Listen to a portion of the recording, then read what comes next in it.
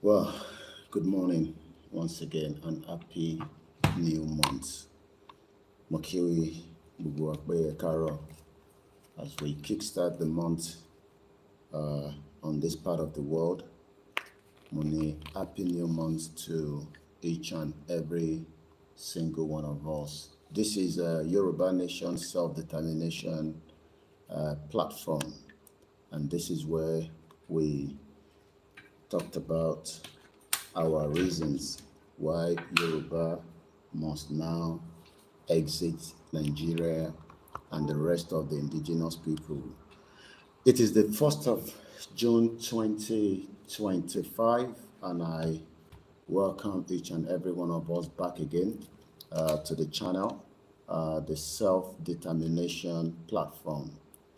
This is the platform where we talk about everything and reasons why Yoruba, Biafra, Hausa, Ijaw must now exit the contraction that was put together by Britain in 1914 that has now brought a lot of chaos and pain to millions of Nigerians on a daily basis.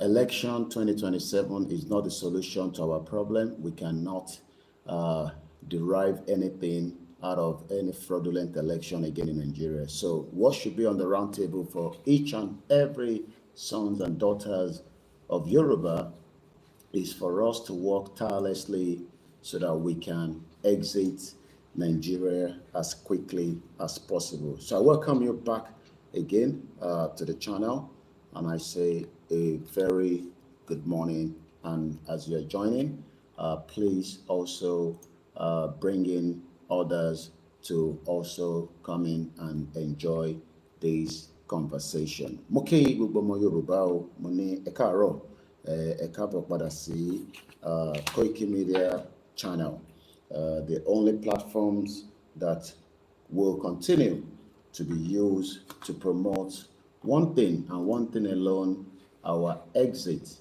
and our, right to self-determination, whether the government wants it or not, whether millions of Yoruba people that are still not living in the reality that Nigeria has now come to its expiration, and our Yoruba, we need to get the hell out of Nigeria now. So it is the Sunday of the month and the first one in the month of June. Many Nigerians are hoping that they will flourish. Hope has dashed. There is no future in Nigeria. You are not likely to survive. Should we remain in this contraction called Nigeria? Orúkọ mi ni OLAYOMI KOIKI tí gbogbo yín mọ̀ sí Koikimedia is coming up to 10 minutes past 10 minutes actually to 5 a.m. from Africa, where the transmission is coming from our central studio. I say good morning and welcome. Well, many people argue that why should Nigeria divide? Why? What are the reasons why the peace of Nigeria must be disturbed by the indigenous people? Key reason we are fighting to, bring chaos to Nigeria. Well, we are not bringing chaos to Nigeria. Indigenous people have been existing for thousands of years, peacefully living their lives on Great Britain, and the Europeans decided to trouble the part of Africa called Yoruba Kingdom, Oduduwa Kingdom. And for that reason, we have now come to challenge the fraudulent 1914 amalgamation. This amalgamation has brought nothing but chaos and destructions to the lives of millions of Yoruba people and also the rest of indigenous people. And that's exactly what we are doing. And we are doing that very well under the leadership of Professor Adebanji Akintoye, where we will continue to highlight everything Baba have said fantastically well, that says, and quote, that the longer we stay in Nigeria, the longer our troubles will remain on behalf of millions of our people. So mo kí gbogbo alẹ́ nǹkan sí pé happy new month and welcome as you're coming in. Please share the fantastic broadcast. There will be nothing called Nigeria very soon. It does not matter how the politicians or the international community might portray Nigeria. We deserve the best and nothing but the best. But our best is not going to come out of Nigeria. So what we should be talking about is how we need to exit Nigeria now so that millions of our people would have the same privilege as other citizens around the globe. But unfortunately, many Nigerians continue to argue blindly that they will save the existence of Nigeria. And that is not going to happen while we are still alive. And this is why we will continue to campaign under the rules of the engagement until our exit. I want to argue that it cannot be done if you do not, unite the 60 million people. But what people do not understand is that the 60 million Yoruba people are now ready to exit this contraction known as Nigeria. And the fact is there, the evidence are there, that our unity is now no longer workable in Nigeria. And we need to do everything possibly best as we kickstart the month of June on this platform. This will be our first broadcast. We appreciate those of you that have been following this channel for many years, those of you that are tired, those of you that have left, those of you that have one reason to complain or the other. But one thing is, we must not lose our mind. We must remain adamant. We must remain focused. We are getting closer to our exit out of Nigeria, but the job is not yet done. The work is still quite enormous, and the work ahead to rebuild back our lives after it has been battered by the fake country that Britain created, not for me, not for you, for the purpose and their own interest. And that is the reason why we are doing exactly what we are doing today. So my name is OLAYOMI KOIKI, popularly known as Koikimedia, bringing the world closer to your doorstep. The 1914 amalgamation would end, and it will end during our lifetime. And we are doing everything to make sure it ends as quickly as possible, because it is a fraudulent and the most fraudulent thing that has happened in the history of mankind. Àwa ìran ọmọ aládé, this is not where we are meant to be. And this is why we need to wake up from our slumber and stop living in denial. This is the time tí gbogbo ọmọ Yorùbá gbọ́dọ̀ realize pé we cannot start talking about how we want to use Nigeria as an analyst. Nigeria kò kí n ṣe tọ̀dọ̀ tiwa. It does not matter whether your argument that we have lived together. Nigeria was playing Jamaica in the UK, but millions of the same Nigerians cannot even travel to UK as a Commonwealth citizen. That is one of the biggest fraud. And the Nigerians, like I saw them celebrating in Brentford, they cannot even give them access to Wembley Stadium to use. Fill up Wembley Stadium. But the same Britain continue to give you the impression, oh, Jamaica and Nigeria, come and play, friendly match. And I saw Peter Obi there. All these criminal politicians. I pity many Nigerians that are still living in the UK, living in denial, selling off their ancestral home.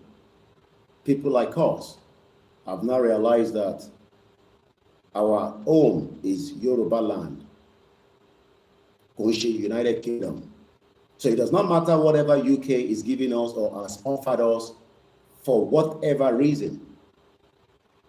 It is worth it because they have stolen so much from Yoruba land.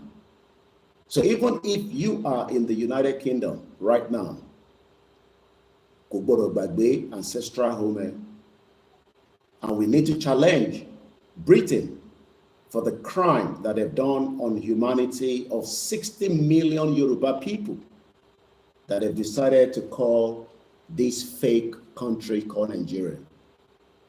But the same Yoruba people that left Yoruba land either yesterday, today, 10 years ago, are still campaigning for the same criminal politicians that continue to destroy millions of people's lives in the hope that they will gain something out of it. Or they'll probably continue to deceive them by saying, by the power of God, things will change. You will get the right leader. Why they are in the same country that destroy our true identity? Because anybody don't get Nigeria.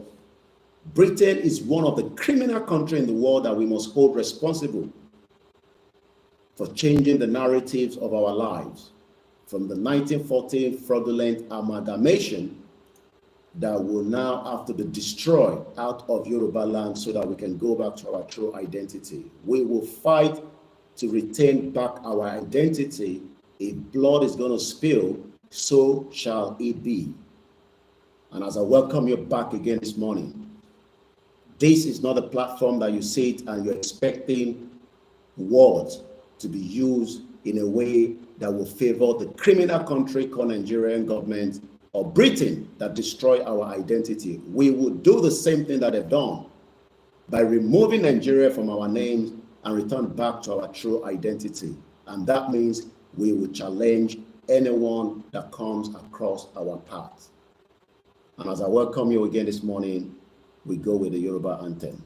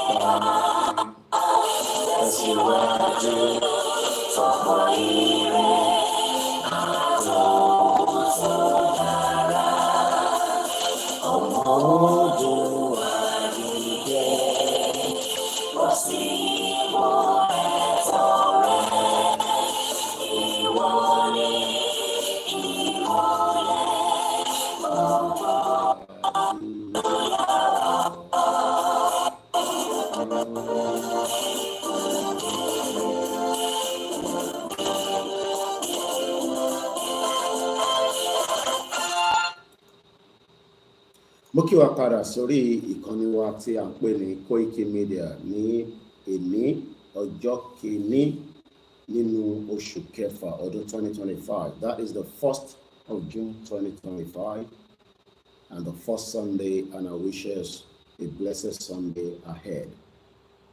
Yes, we are still doing exactly everything possibly best to avoid death to millions of people across Yoruba land.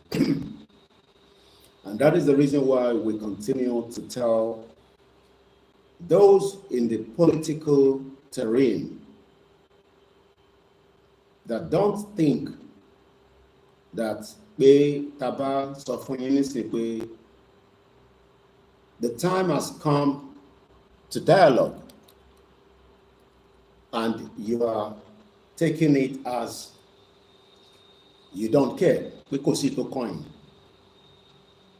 What you are saying is that millions of Yoruba people that are clamoring that we need now to exit Nigeria should fuck off. In terms of one year, we call it. But good thing is that we have a leader that is carefully and almost on a daily basis, Baba Akintoye, try láti sọ fún yín pé ẹ má sọ fún àwọn ọmọ Yorùbá pé kó fuck off. Ẹ jẹ́ kó jọ jókòó pẹ̀lú yín, ká jọ decide bóyá a ṣe fẹ́ continue pẹ̀lú one Nigeria. But àwa mọ̀ pé ẹ ní gbọ́, àwa tí a jẹ́ àwọn ọmọ bàbá lẹ́yìn, nítorí pé ẹ wà adamant that another election will go ahead in Yoruba land and you will use force to renew Nigeria again. Lórí 60 million Yoruba people. Better what accept the offer Dibo, Abi of Dibo, the 2027. This is how we started in 2019. Ta sọ fún gbogbo àwọn tí ó jẹ́ ọmọ Yorùbá nígbà náà. But in the interest of every one of us,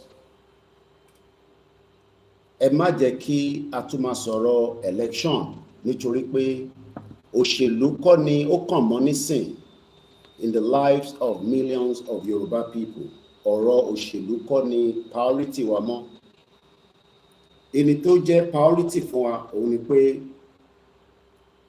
ká jókòó ìjókòó àlàáfíà on the round table and ask questions bóyá a sì fẹ́ continue láti wà nínú Nigeria or not. And I think ìyẹn tí pọ̀ jù, mo kí èèyàn wà láàárọ̀ yìí, mo rò pó pọ̀ jù pé tá bá jókòó àwa àti àwọn tó ń darí òṣèlú láàrin wa, láti àwọn gómìnà àti speaker àti House of Assembly members and the senators, kó pọ̀ jù tí gbogbo wa bá jọ wà lórí round table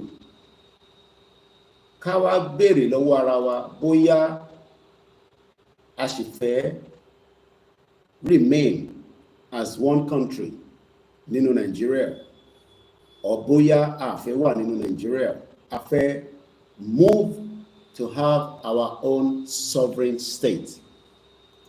Kí ni wọ́n pè ní sovereign state? Òun ni pé kí ilẹ̀ Oòduà láti ìpínlẹ̀ Kwara títí dé ìpínlẹ̀ Kogi títí dé ìpínlẹ̀ Ondo tá fi sọ̀kalẹ̀ sí ìpínlẹ̀ Èkìtì state tí a fi wá sí Ọ̀ṣun títí dé Ọ̀yọ́ tá wá ń darí bọ̀ wá sí ìsàlẹ̀ títí dé ìpínlẹ̀ Ògùn state tá fi dé ìpínlẹ̀ Lagos. Pé kí gbogbo wa kájọ wò ó, ṣùnùkù ọ̀rọ̀ ni, ẹ má tánù, ẹ má tì sẹ́yìn, ẹ má ní kò ṣe tí a máa lè máa sọ nísìn nítorí ambition òṣèlú tẹ́yìn fi ṣe. Ẹ kúkú tí ń ṣe òṣèlú yìí láti 1999 nígbà tí ìjọba military tí wọ́n gbé ìjọba sílẹ̀ lẹ́yìn tí Abacha tí ó rò pé òun lòun ní ẹ̀mí ẹ̀, torí lọ́kàn yín nísìnyí olóṣèlú ṣe lẹ̀ ń rò pé ilẹ̀ ní ẹ̀mí ara yín pé kí lẹ máa ṣe, báwo tẹ̀ níta máa ṣe, Ọlọ́run tó lẹ̀mí yín á já ẹ̀mí yín yẹn kú, ó dẹ̀ ń já lẹ́yọ kọ̀ọ̀kan, whether ikú tó pa yín tó yẹ kó ti pa yín ti pẹ́ àbí tó sì ń bọ̀ wá pa gbogbo yín, torí pé ikú tó ń pa ilẹ̀ Yorùbá ọwọ́ yín ló wà nísìn. nígbà tá à ní kájọ jókòó ọ̀rọ̀ ṣùnùkùn ni. Níbo la Jímọ̀bí wà lénìí? Níbo ni Akérédolú wà? Ó jẹ́ kí yẹn máa sọ fún yín pé bàbá wo lọ́wọ́ dà lénìí? Kò sẹ́ni kankan tó lẹ̀mí ẹ̀. Nígbà tásìkò bá tó, ẹni tó lẹ̀mí máa mẹ́mí ẹ̀ lọ. A dẹ̀ ń sọ fún yín pé ilẹ̀ baba ńlá wa tó ti ń bẹ for thousands of years, tí ẹ̀rí dẹ̀ sọ fún wa pé ó dẹ̀ ti ń bẹ bẹ́ẹ̀, kí ló dé tí ẹ wá ń tánù tẹ́ ń sọ fún wa pé àfi dandan a gbọ́dọ̀ lo Nàìjíríà láti fi develop ilẹ̀ Yorùbá? But Nigeria ò develop ilẹ̀ Yorùbá for 26 years. Ṣe ni gbogbo yín reach ara yín torí ààrẹ ẹni tó sọ fún wa nígbà yẹn pé òṣèlú kọ́ ló máa ṣe ìtànfẹ́, nítorí pé Nàìjíríà ò ní ilẹ̀, kò dẹ̀ ní culture, kò ní identity. Ìtí Nàìjíríà wá lò ní pé wọ́n lò láti fi ṣe jìbìtì àti jàgùdà on the millions of Yoruba people. Ó wá lọ bẹ́ẹ̀ láti 1999. Àwọn kan tẹ̀ ní nígbà tí òṣèlú 1999 yẹn dé, Bọ́lá Tinubu challenge Ọbásanjọ́, ìyẹn ló ṣe nífẹ̀ẹ́ lẹ́kọ̀ọ́. Lóòótọ́ òṣèlú ni, àmọ́ ọ̀rọ̀ òṣèlú kọ́ ló wà nílẹ̀ mọ́ nísìnyí. Ọ̀rọ̀ bá ṣe fẹ́ jókòó láti sọ̀rọ̀ nípa ancestral land wa. If not, there will be chaos. Àwọn ọmọ tí bàbá ṣì ń pin down mọ́lẹ̀ látara pé bàbá ń sọ fún wọn pé kọ́ fáwọn ní time díẹ̀ sí,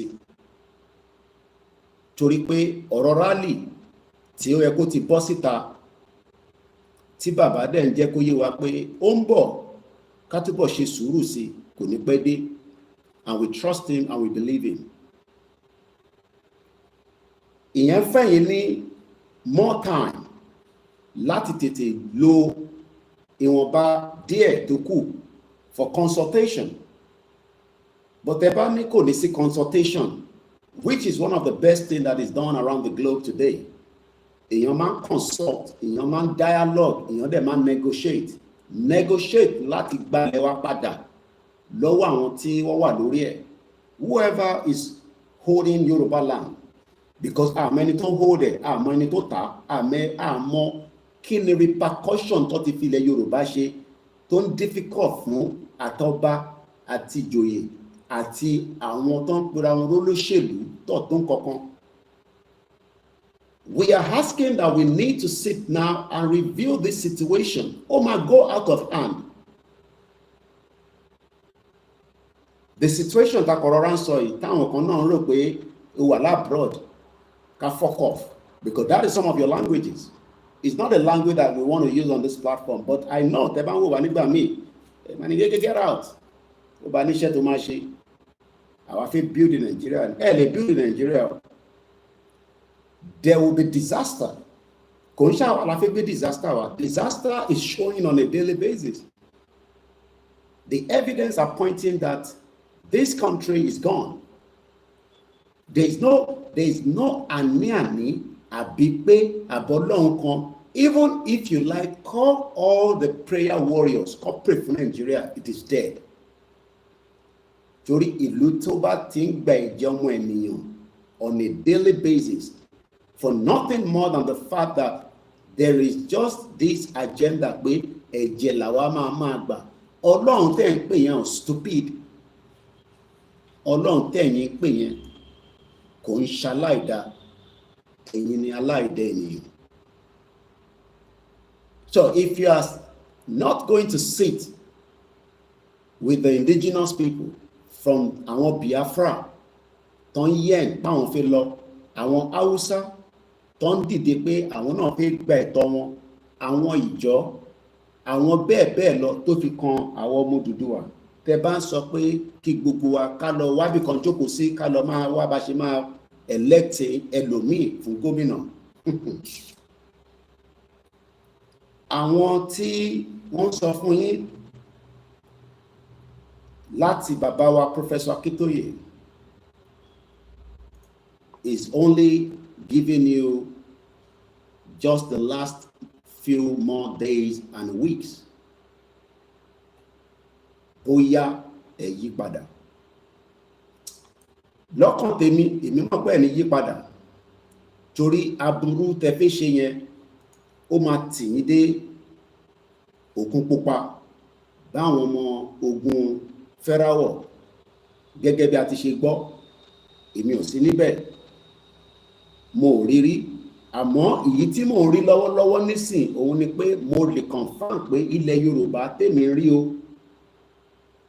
ìyà tí ẹ fi jẹ ilẹ̀ Yorùbá ó ti affect àwọn ọmọ tó bí jáde nínú ẹ̀ by changing their identity. Identity yẹn gangan ni priority wa, ó ju gbogbo nǹkan lọ. And tẹ́ bá sọ pé ẹ fẹ́ lo Nàìjíríà láti máa continue láti push agenda yín, that means we must all go and prepare for chaos and disaster. You will not be able to control the millions of people tó bá ti rọ́ sójú títì. Ó máa bọ́mọ yín lọ́wọ́. Gbogbo institution, gbogbo buildings tó ní nǹkan kan ṣe pẹ̀lú Nigeria can be a target for these people. I am just telling you, I don't know what people will do. And we cannot control the situation when it gets to that stage. Kàmá ṣe sọ fáwọn èèyàn pé ẹ má lọ ṣe báyìí, they will tell me to fuck off. And that's why I believe our father are just reviewing to allow ẹ̀yin olóṣèlú, most importantly the governors in the Southwest, to dialogue now. Bàbá tó ní kájọ dialogue, ó mọ̀ pé torí òun ò fẹ́ ìtàjẹ̀sílẹ̀ ló ṣe ń bẹ̀ yín, either indirectly or directly, pé ká fi àyè sílẹ̀, kájọ jókòó yìí, kájọ yanjú ẹ̀ bí ọmọlúàbí tí wọ́n ń pè wá. Ẹ ń rò pé State House yìí wà defendable against 60 million people. Ẹ rò pé ibi tẹ́ ń gbé tó ń pè ní government house ó safe.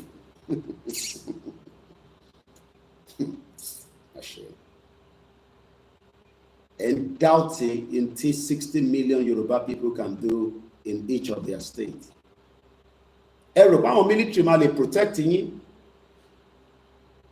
Ẹ rò pé Nigerian government can defend you when millions of people troop out on the street across their own different states and their local government.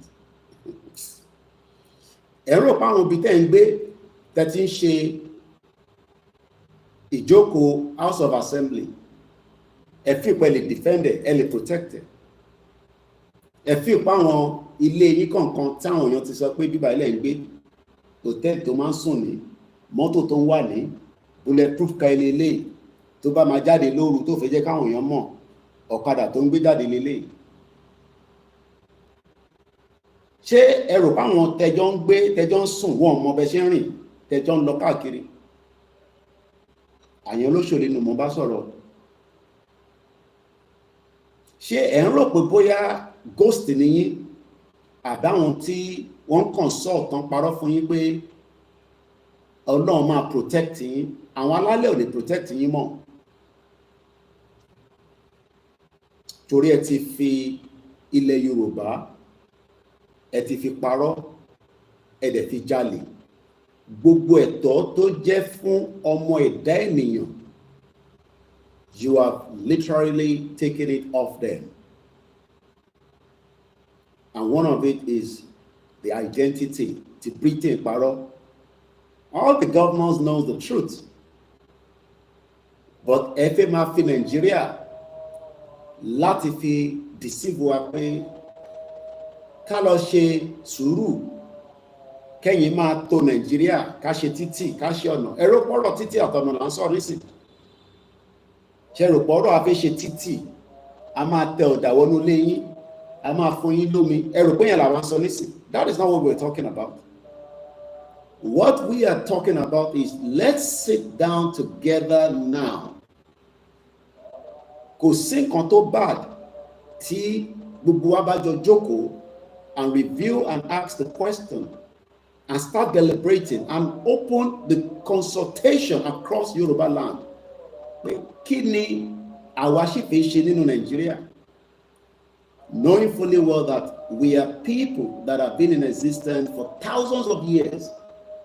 Àti exist kí United Nations as a body in 1945 to set it up. Àti exist before European countries. Àti exist before many countries. Don't put on any country lélẹ̀. Ìmí gan wa máa wonder pé iṣẹ́ country lélẹ̀.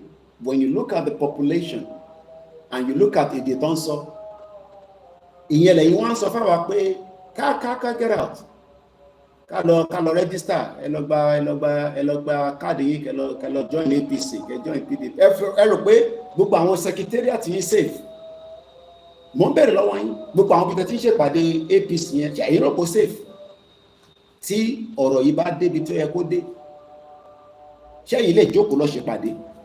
Bẹ́yìn ṣe ń lé àwọn tó ìfẹ́ jẹ́ kí wọ́n ṣe Yorùbá nation meeting, tẹ́ ń lé wọn lójoojúmọ́, táwọn ọmọ yẹn ń bẹ̀rù. Tó jẹ́ pé meeting wá di time hide is nothing more than the fact that àwọn Scottish ń béèrè fún right wọn, kò sẹ́ni tó ń fi kú lé wọn ní Scotland bí ṣe máa ń sọ̀rọ̀ báyìí. It's an open discussion. Scotland wants to go. It's an open discussion. Kò ń ṣe tọ́lọ́pàá ló ń múyàn, kò ń ṣe tọ́lọ́pàá ló ń bust èèyàn, kò ń ṣe tí wọ́n máa question wọn pé intẹ́ ń béèrè fún pẹ́fẹ́ kúrò lára UK yẹn ó lòdì sófin. Why are you thinking that you are immune to anything that can not or will happen to you? I sometimes sit back and ask myself, ṣáwọn olóṣèlú ìṣọ́ ṣe fi pé ẹ jù bẹ́ẹ̀ lọ ni? Ṣe bẹ́ẹ̀ ìbá máa rí yín? Ṣe bẹ́ẹ̀ nǹkan náà lẹ máa lọ sí pátí tá máa wò yín? Ṣe bẹ́ẹ̀ nǹkan náà lájọ ń gbé? Ìbí ẹlọ́run ara kan náà ni gbogbo wa? Ṣé ẹ̀yin yàtọ̀ sáwa ni? Bàbá dẹ̀ ń sọ fún yín pé let us come together and solve this amicably. Ẹ̀yin tẹ́ ń defend àwọn olóṣèlú, ẹ̀yin náà ń sọ fún wa pé ẹ lọ jókòó jọ, yíyọ wá lẹ́nu, òṣèlú la máa ṣe.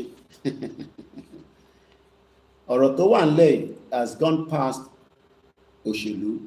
Sometimes some of us sleep and we find it very difficult to have a good sleep anymore, because we are wondering whether ẹ̀yin olóṣèlú tí ẹ̀ ń rò pé ẹ jẹ́ nǹkan, torí ẹ bá ti mú sójà mẹ́ta dání tó kó bọn dání, àbí bẹ́ẹ̀ kọ́, ẹ fi yẹn halẹ̀. Bẹ́ẹ̀ ti gbàgbé pé ilẹ̀ yẹn àwọn tó pinlẹ̀ for thousands of years tó fi di pé iná wa ń jàǹfààní ẹ̀ lénìí. They are now saying that enough is enough. Let us return back to our true identity. But èmi mọ̀ pé ẹni gbọ́, torí àwọn Yorùbá ní ajá tó bá máa sọnù, gẹ́gẹ́ bí ẹ̀yin tẹ́ máa ń pọ̀wé ní bíbá, kò ní gbọ́ fèrè ọlọ́dẹ, òun lọ̀rọ̀ yín. Ẹ̀yin tẹ́ bá ní ọ̀rẹ́, tẹ́ bá mọ gbogbo àwọn olóṣèlú past and present, ẹ lọ sọ fún wọn again pé àwọn campaigner of Yoruba nation media, especially Koikimedia, ó ń sọ fún wọn pé kọ́ tètè gbéra wọn jọ ká jókòó before it is too late. Ẹ lọ sọ fún wọn dáadáa bẹ́ẹ̀, that we should sit and talk about our exit. Tó dẹ̀ ń ṣe ta máa náà fi drag for another 300 or 200 months from now. It is something that matters and is urgent. The urgency of it has to be done now.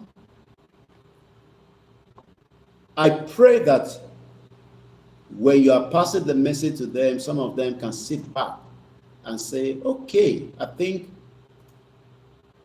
ó ti tó lóòótọ́ ká jókòó kí gbogbo wa ká jọ béèrè lọ́wọ́ ara wa, do we still want to be one? Because according to the senior advocate of Nigeria, Agbakoba, we don't have to be one. We don't have to be one. And try láti force wa carry remain one, and that means we must all go and prepare for disaster. Èmi ò lálàá mo ríran, but I can see chaos and disaster coming soon. And it will lead to a new country. Àwọn ìlú tí ẹ̀ ń fọkàn tán pé bóyá because of the relationship between Nigeria and them will rescue you, whether it's America kọ́ ló nílẹ̀ wa, no matter how superpower they are, àwọn kọ́ ló nílẹ̀ yẹn. The land doesn't belong to them. There's an historical part of that land that links it back to àwọn ọmọ Odùduwà, àwọn ọmọ ìran ọmọ aládé, àwọn ọmọ Yorùbá. Kò sọ pé ilẹ̀ yìí o nígbà kan rí ilẹ̀ Nàìjíríà ni àwọn ọmọ Yorùbá wá jágbà, Nàìjíríà ṣe wá gbà lọ́wọ́ padà. It's the other way around. And that goes vice versa for the rest of the people that are indigenous. Excuse me.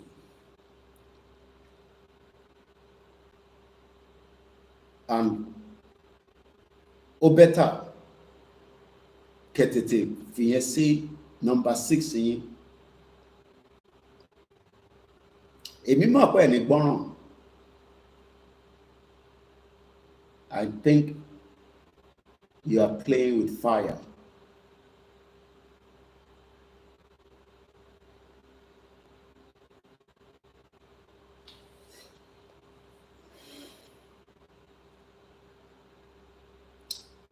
And that fire will consume every one of you.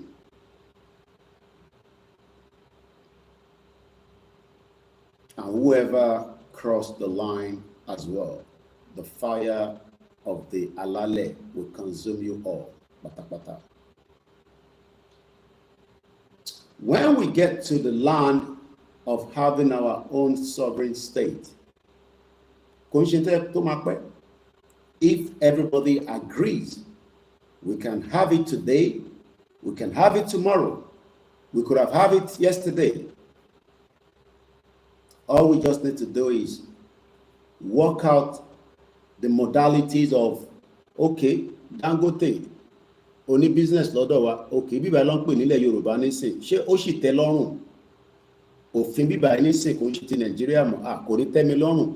Ó dà, ṣé wàá ta àwọn asset kò gbowó lórí ẹ̀ kó máa lọ? Ẹ̀yin ọmọ Yíbò tẹ́ wà lọ́dọ̀ wa, àwọn ò ní gbà, bíbá ló ń pè nílẹ̀ Yorùbá, ancestral home wa ni, tẹ́ bá gbà ẹ padà lọ sí Nnewi. Haúsá ṣó máa wá sọ́dọ̀ wa. Ètò báyìí ló wà fún wa, a fẹ́ mọ irú èèyàn tó jẹ́ foreigner tó fẹ́ wá gbé pẹ̀lú wa, a fẹ́ set up a new constitution, a new diplomatic tie pẹ̀lú yín, and that's all, and the country start running. Yes, bó ṣe easy náà nìyẹn, but in tó ń jẹ́ kó difficult kò jù pé àwọn olóṣèlú rò pé àwọn tó ń kọ̀ọ̀kan. ẹ̀rọ̀pọ̀rọ̀ wọn máa ń ṣòlélẹ̀ lọ́kàn yín. Ṣé ẹ lè dá gbogbo wa mú ṣá? Ṣé tí wàhálà ìbá bẹ̀rẹ̀ nísìn, ṣé ẹ lè dá wa mú? With all the whatever you think that you have. Tí wàhálà tí ó bá bẹ̀rẹ̀, ṣé ẹ lè dá ọmọ Yorùbá, ẹ lè dá gbogbo wa mú ṣá? Ṣé ẹ rò pé ọ̀rọ̀ ìkan lélẹ̀ ni, ṣé ẹ lè pin gbogbo wa down? Táwọn èèyàn bá rọ́ síta nísìn. That we are saying that we should sit and work it out amicably. Ṣé ẹ rò pé tí wàhálà bá bẹ̀rẹ̀ nísìn, ẹ máa lọ sí gbogbo àwọn party tẹ máa lọ every Saturday yẹn? Ṣé you are hoping that táwọn ọmọ Yorùbá bá jáde nísìn, èèyàn lè máa lọ party ẹ wá, ẹni kíté lọ bá yín rán fìlà kó rán agbádá, ẹ fi lọ ṣèyàwó, ẹ travel lọ state by state. Ṣé ẹ fi pé bó ṣe máa nǹkan tó máa ṣẹlẹ̀ nìyẹn? Gọ́vnà mi gan lè má rárí láti gbéra nínú state ẹ̀, even with helicopter. Ṣé táwọn èèyàn bá bòun bá di gbogbo state house tó shut down system tó helicopter yóò lè gbéra, mọ́tò yóò lè jáde. táwọn èèyàn rẹ̀ kúrò níbi tọ́ ti fẹ́ mú ṣọṣẹ́ ẹ máa bẹ̀rẹ̀ sí yìnbọn pa àwọn èèyàn sílẹ̀ ni ṣé nǹkan tẹ́yìn rò lọ́kàn nìyẹn ẹ̀kọ́ bóyá ẹ̀yìnbọn fún gbogbo ẹ pa wọ́n dànù wọ́n ń disturb peace in Nàìjíríà èmi ò witness June 12 yẹn nígbà tí wọ́n ní war and non-election Abiola àbí tìgbà tí Abiola kú. Because most of us were still kind of a young, you know, àwọn kan witness ẹ̀ àwọn kan ní kò ń ṣe tó data witness because intent jà fún nígbà yẹn ó yàtọ̀ sí káwa ń jà fún nísìn mandate Abiola ni ẹ fi jà fún àti pé reason tó ṣe pa ọ̀rọ̀ yìí ń sọ̀rọ̀ mandate èèyàn kan ilẹ̀ Yorùbá is what we are asking and we are fighting for. And blood will spill.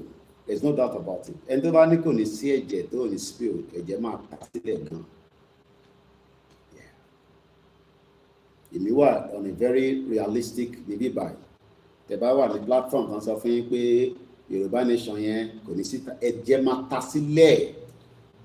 But ẹ̀jẹ̀ tó máa pọ̀ tó máa ta sílẹ̀ òun ni ẹ̀jẹ̀ aláìgbọràn àwọn olóṣèlú àtàwọn tó bá ní àwọn jẹ́ ọmọ àlè tó ń tẹ̀lé wọn lẹ́yìn.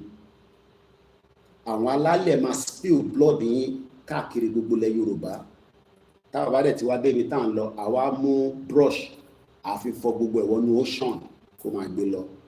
Àwa bẹ̀rẹ̀ ìgbésí ayé tó dáa. Let me tell everybody that wants to know, blood will spill if care is not taken to resolve this problem. Ẹ̀jẹ̀ máa spill. But the enemy blood will be the one that will spill.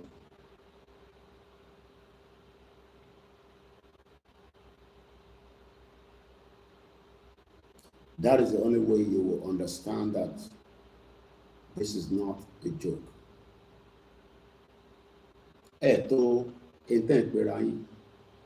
When people invade every part of Yoruba land, àtàwọn building tẹ́ rò pé wà secured, bí ìtẹ́ kó sójà sí ìtẹ́ reinforce, tẹ́rò bá ya wọnú gbogbo ẹ̀. It has been done in the past before across the world. One mama play video ẹ̀yin náà tá mama wò pé so this is how you live your lifestyle. Nígbà tí millions of us are starving, ẹ̀yin waste oúnjẹ nínú ilé yín. Àwọn èèyàn máa rí, àwọn èèyàn máa fi fóònù wọn record ẹ̀ lẹ́yẹ kọ̀ọ̀kan ní gbogbo àwọn ibi tẹ́ tọ́jú oúnjẹ pamọ́ sí tẹ̀yìn àtàwọn ọmọ yín tẹ̀yìn jẹ́ tọ̀ìtọ̀ì. Gbogbo mọ́tò tẹ́ parks underground yín. People will expose it. Video yẹn máa circulate. Ẹ lọ kọ ìjọ yìí sílẹ̀ ní the 1st of June 2025. We have seen it before happening in the world. When politicians refuse to allow the citizens to know why they are suffering. We saw it in Bangladesh. Kódà títí kan pátá president wọ́n show ẹ̀ fún wa báyìí pé pátá tó máa ń wọ̀ nílé ẹ̀rí bó ṣe ń fowó lù ó lọ fi ra pátá. Wọ́n wọnú presidential villa. Wọ́n looted down pé ilé bàbá ẹ̀, or maybe the father, the former, ó ti di former nísìn, ó wà ní on exile nísìn, the president of Bangladesh. Nígbà táwọn student sọ fún pé gbọ́ràn, ó náà ò gbọ́ràn, wọn okay. Wàá pa kan nú wa, wàá pa méjì nú wa, probably wàá pa mẹ́ta, wàá pa 200, but ìwọ gan fúnra rẹ̀ ò ní gbé nílùú ìmọ̀. And that was exactly what happened in Bangladesh when the people revolt and fought back. And these politicians think that ẹ̀yin kọ́ jẹ́yàn kan tẹ́lẹ̀ pé wàá kọ́ fi sílẹ̀.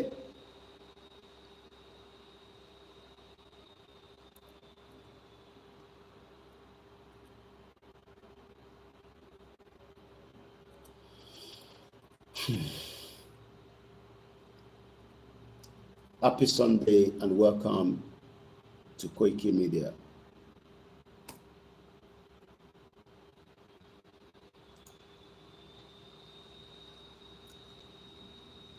Let's take you back so that bí àwọn tá à ń sọ fún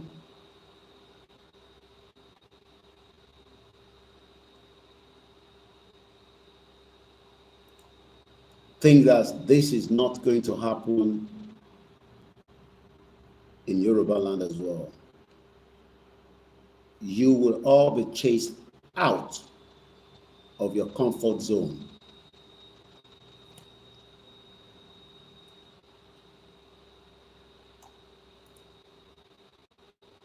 Every single one of you.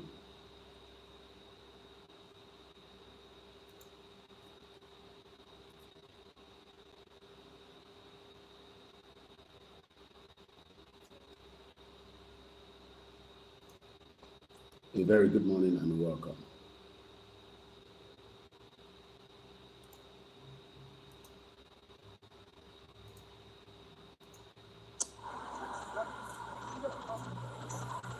Ọlọ́run dá ọ̀rọ̀ òun ayé, ó fi ìpìlẹ̀ rẹ̀ lélẹ̀ pẹ̀lú ọgbọ́n ńlá àti òye ńlá àti ìmọ̀ ńlá.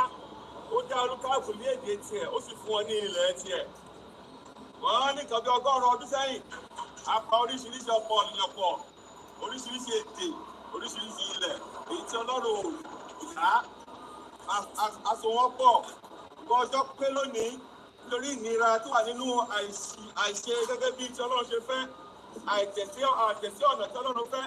Lónìí, àwọn Yorùbá tá a papọ̀ pẹ̀lú àwọn èdè mìíràn, àjèjì èdè ènìyàn. A jáde kúrò lọ nínú wọn lónìí, nítorí lórí ilẹ̀ tá a wà yìí, ibẹ̀ lẹ́yìn tí àṣẹ yẹn ti wá, níwájú ilé tá a wà yìí, ibẹ̀ làṣẹ yẹn ti wá, wípé ká sọ Yorùbá pọ̀ pẹ̀lú àwọn àjèjì èdè ènìyàn. Ṣùgbọ́n lónìí lórí ilẹ̀ yìí gan la wá sí lónìí láti tú u ká, láti fọ́ ọ̀dànù, láti bàjẹ́, láti tó Yorùbá kó padà sórílẹ̀-èdè wa, láti olúkálùkù padà sórílẹ̀-èdè tiẹ̀. So àjáde nínú àgọ́ yẹn, àjáde nínú ìpapọ̀ yẹn, àjáde nínú plan àwọn ènìyàn lẹ́nìí, torí pé àṣẹ Ọlọ́run ni kó dábàá dé láyé, àdé lọ́run, ìdábàá sì fọ́ láyé, àfọ́ lọ́run, ìdábàá fọ́ láyé, àfọ́ lọ́run, àfọ́ lọ́run, láti òbí lọ, Yorùbá jáde kúrò lẹ́jẹ̀sì lágbègbè ènìyàn, láti òbí lọ, àjáde kúrò ní àná, láti òbí lọ, àjáde kúrò ní ìjẹ́, láti òbí lọ, àjáde kúrò ní máa bẹ̀rẹ̀ sẹ̀dáná òkùnkùn, sowápọ̀, àti àjádúdú, àgbà òmìnira, àgbà orílẹ̀-èdè tiwa, Odùduwà nation, Yorùbá nation, àbí lónìí, àjáde lónìí, àti fọ́ láyé, àti fọ́ lọ́run, àti fọ́ láyé, àti fọ́ lọ́run, gbogbo agbára tó máa sọ́kọ̀, ó fọ́dà láyé, ó fọ́dà lọ́run, tàṣẹ lóòjó rọ̀, tàṣẹ ní ìrísẹ̀, iná inú àpáta kìí kú, àṣẹ Ọlọ́run ní àfọ́ láyé, àti fọ́ lọ́run, àfọ́ láyé, àfọ́ lọ́run. Welcome back and happy new month. Mo kí gbogbo èèyàn wa tí ẹ ń gbọ́ wa àtẹ̀yin tí ẹ máa tún gbọ́ nígbà tí ẹ bá láǹfààní àti wò. Orí ìkànnì wa náà ni a ṣe wà tí à ń pè ní Koikimedia, ìkànnì tí a fi ń polongo, tí a fi ń bára wa yanjú ọ̀rọ̀ tó wà nílẹ̀, torí ọ̀rọ̀ tó ń bẹ nílẹ̀ tí kò fi níyanjú, tí kò bá ti níyanjú pẹ̀lú àlàáfíà, kólúkálukú lọ rántí pé a máa níyanjú ẹ̀ pẹ̀lú ọwọ́ líle. Tọ́ba ti náwọn fẹ́ kí a yanjú ẹ̀ pẹ̀lú àlàáfíà, ọwọ́ àlàáfíà, ó ti di pé ọwọ́ tó le la máa fi mú ní gbogbo ìpínlẹ̀ kọ̀ọ̀kan tó ń bẹ ní ilẹ̀ Yorùbá. Mo ń sọ̀rọ̀ nípa ìlú kan tó ń pè ní Bangladesh, fáǹfààní àwọn tí wọ́n mọ̀ rí àbí bóyá wọ́n ò gbọ́ rí àbí bóyá ẹ ti gbọ́. Ẹni tó bá ti gbọ́ tẹ́lẹ̀ á jẹ́ bí reminder fún yín, kẹ́ lọ sọ fún àwọn tí wọ́n ń darí ilẹ̀ Yorùbá pé ìlú kan ti wà rí o. Bẹ́ẹ̀ ni ọ̀pọ̀lọpọ̀ ìlú ti ṣẹlẹ̀ tó jí pé àwọn ọmọ ìlú dìde, wọ́n dìde pẹ̀lú pé kí ni wọ́n fẹ́ ẹ̀tọ́ wọn. Ẹ̀tọ́ wo ni?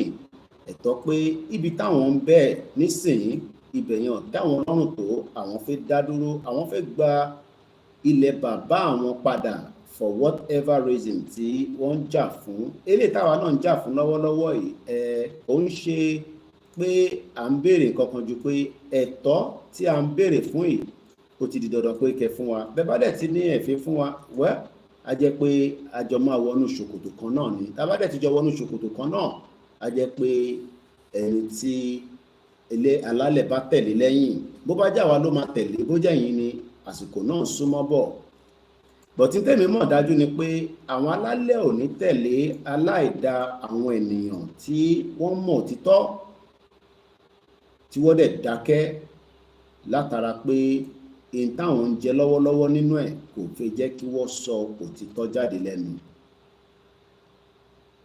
And that is something many people need to understand. As we continue to educate and prepare millions of us,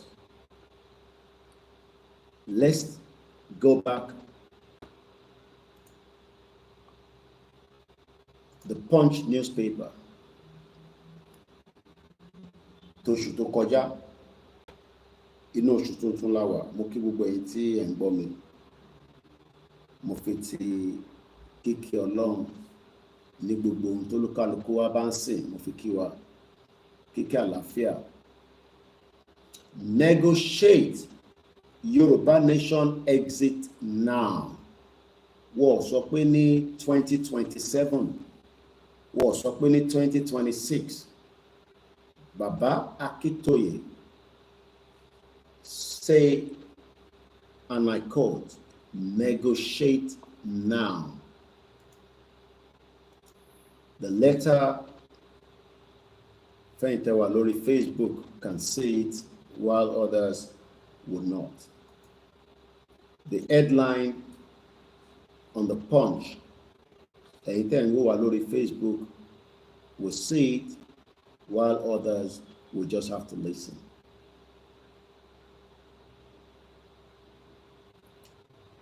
Ẹ sọ fáwọn olóṣèlú pé kó jẹ́ ká negotiate now.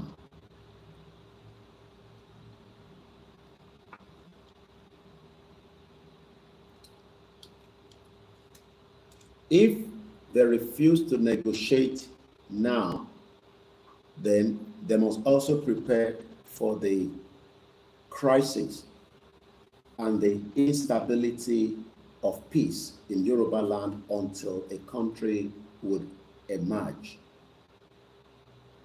There's no two ways around it.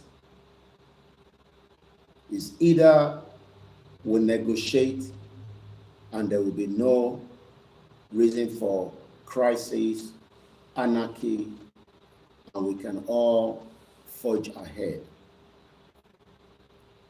But there might be a lot of instability that many people think might not happen. It is very clear that the leader of the movement is still giving some bit of room fáwọn olóṣèlú to accept a negotiation so that kí a lè exit látara Nigeria as quickly as possible without any further delay. But the rulers of Nigeria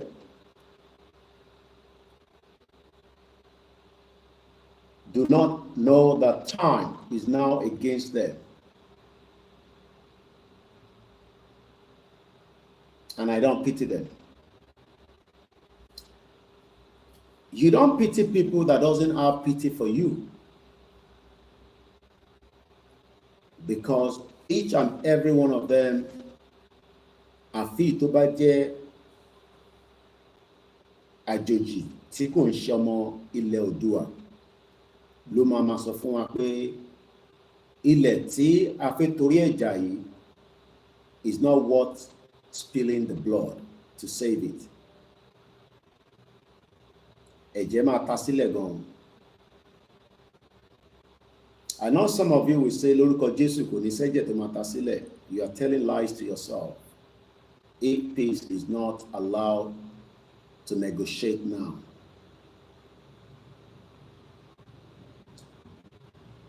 I know some of you will say, Ọlọ́run máa ṣe in a miraculous way, kò ní sẹ́jẹ̀ tó máa ta sílẹ̀. Because that is the way we have built ourselves for those that believe that God is in control. But even when Pharaoh did not listen to the God message, blood was still spilled. So when we say blood will spill, literally, the enemy's blood will have to spill. Ẹ̀jẹ̀ àwọn aláìdá sí orílẹ̀-èdè, our ancestral land, their blood will spill across Yoruba land. And we must not feel pity for any one of them, even if my family is there. The blood of each of them that doesn't want to accept a Yoruba country should be spilled across Ijebu land and anywhere they are. Because we have already told them that Yoruba land is bigger than APC and the PDP on our land and the Labour Party.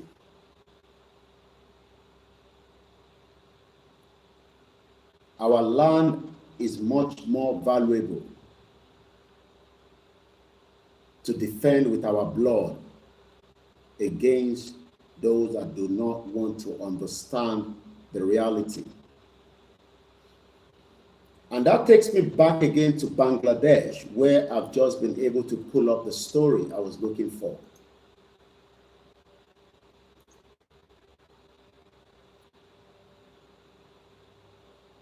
August 12, 2024, from the Hindu.com news. The headline, Sheikh Hasina quit, flee Bangladesh land in India as protest surge.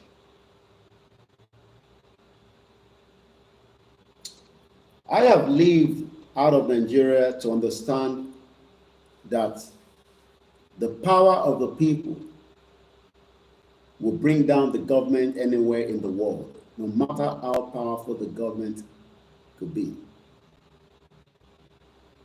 If the people can remain formidable and united for their cause, like we are right now,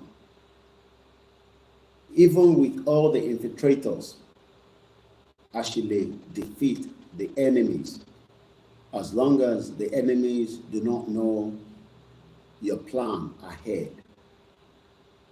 So táwọn yẹn bá wá ń béèrè pé ẹ jẹ́ kí rally jáde, kí ló ń delay and all that, is because one more as many other plans that the enemies do not also know. And that is why we are extremely careful not to reveal too much ahead. But for me as a journalist, I try as much as possible to give those in power that on this platform, as an international journalist, that I've witnessed many things that have collapsed governments and also people that have fought for their right to whatever freedom they are fighting for. It's just a kind of a warning to them that you are not prone to the same thing. You might say that this is in Bangladesh, Kinikon, Nigeria, Belele.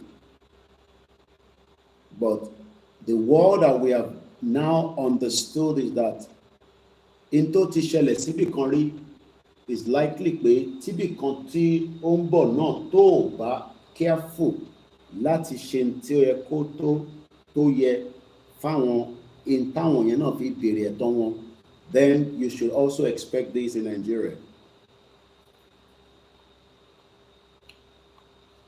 The cases might be different in different ways. There's no doubt about it. And that is why Akintoye, the leader of the Yoruba self-determination movement, is asking that we negotiate Yoruba nation now out of Nigeria. But ṣáwọn tó fẹ́ lọ ṣe campaign 2027, do you think that they have the time to listen to Baba Akintoye? Ṣé Europe máa dá bàbá yìí lóhùn? Do you think that these criminal politicians, those around the King Kong, across every part of Yoruba land, do you think they're going to listen to us? They're not likely to listen to you and me. And that means they must prepare for the similar calamity. I was listening to Donald Trump yesterday as Elon Musk completed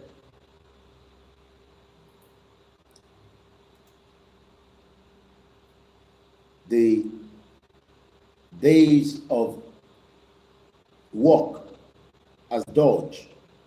Iṣẹ́ tí Trump gbé fún láti wá bó ṣe máa save America ní millions and billions to trillions of dollars so that the government can function properly. Even though Trump told us in that press interview inside the Oval Office that I carefully watched again yesterday, that Elon Musk will still be there to advise him.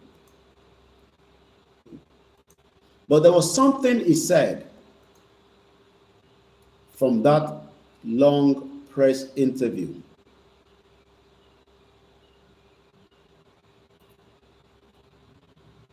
And most Nigerian politicians today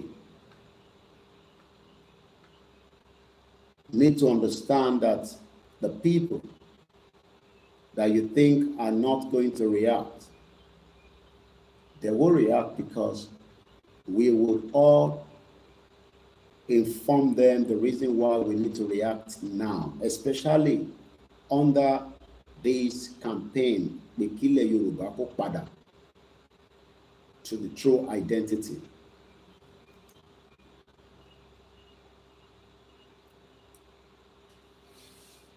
Mukiwa lẹ́ẹ̀kan sí, it's coming up to 10 minutes to 6 a.m. local time from our studio in Africa.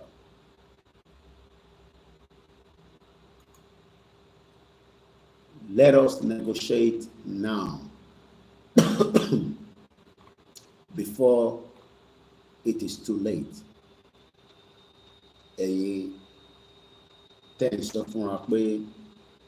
You are the governors, you are the politicians. It is in the interest of everyone that we negotiate. Even America is still negotiating with their enemies for many reasons that even those enemies might not be pleased with. But the part that Trump, from the interview, is the long interview, was that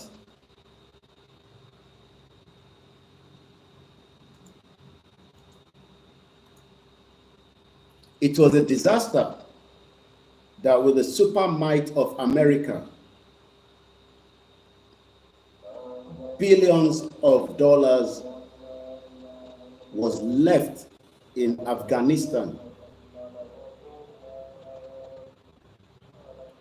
And for him, he doesn't understand why. And this is meant to be one of the superpowers of the world today. when Trump says, America left Afghanistan, but also left billions of dollars worth of equipment. And Afghanistan has now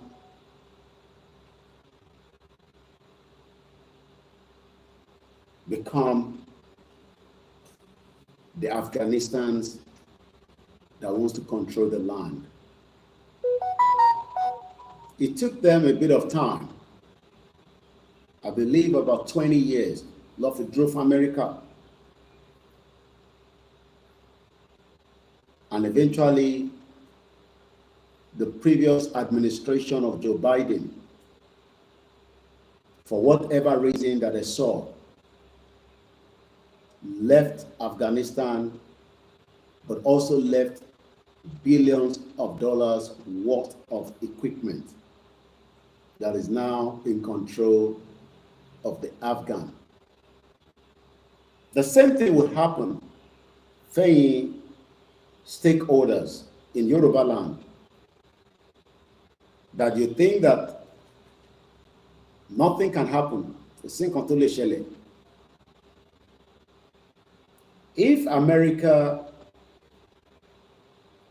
can leave Afghanistan,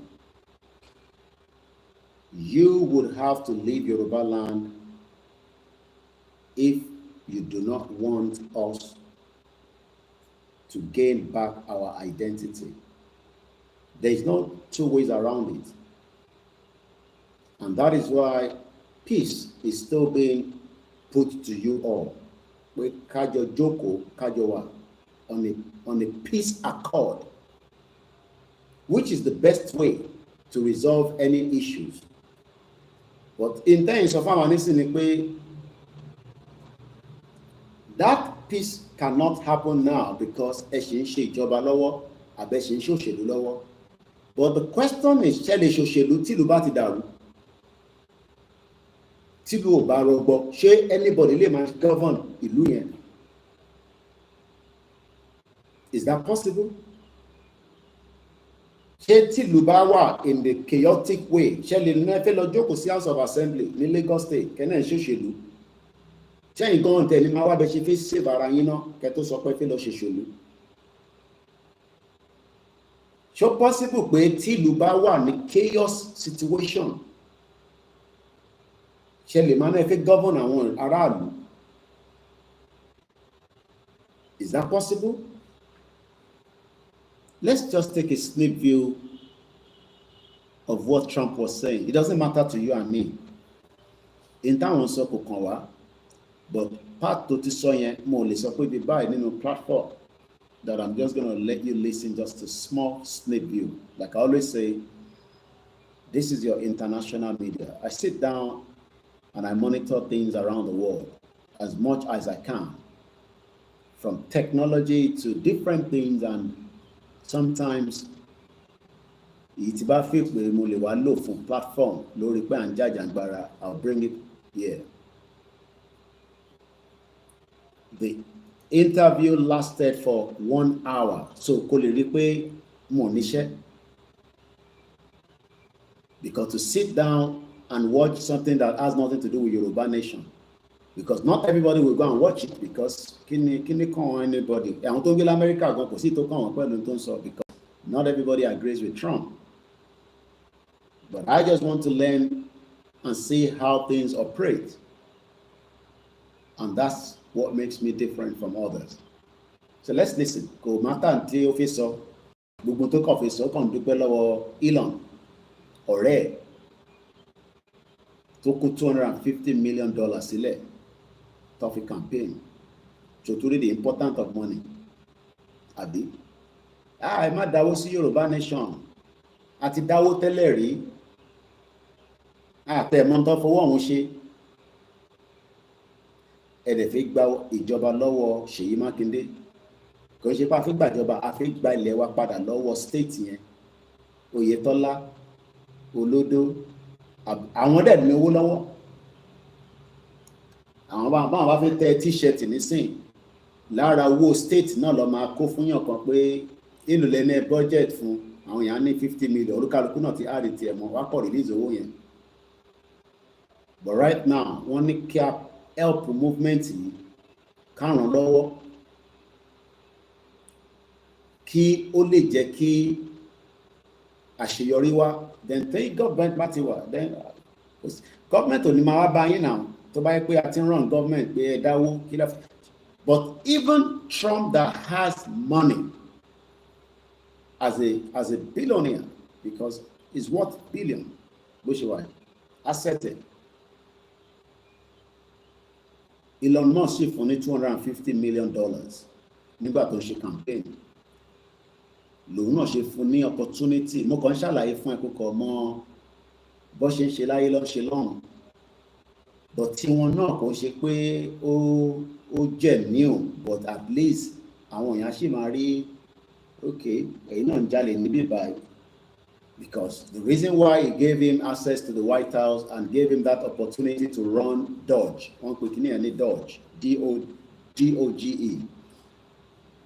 It's just like a small office, not create for in the White House, but only time frame. Time frame yẹn ti wá tán. Kò wá nítorí pé òun kó 250 million fún Trump. Trump wá ní tẹ̀sí lọ́nà kó wá náà wọ̀n lọ. This is the difference between what we're saying. Tabani country tiwa, we have the right to question our government on what and how they are spending our money on. Can you ask any of your governor this morning and say, budget tẹ́tẹ́ náà create fún wa ní ọdọọdún tẹ́ máa ń gbé lọ sí House of Assembly? How does that have impact on my life? Could mean anything just for a few seconds and we move forward. Mokente Waloreto, a very good morning. On to Walori Facebook can see, because I'm using the software to broadcast, but I took audio version like on my book.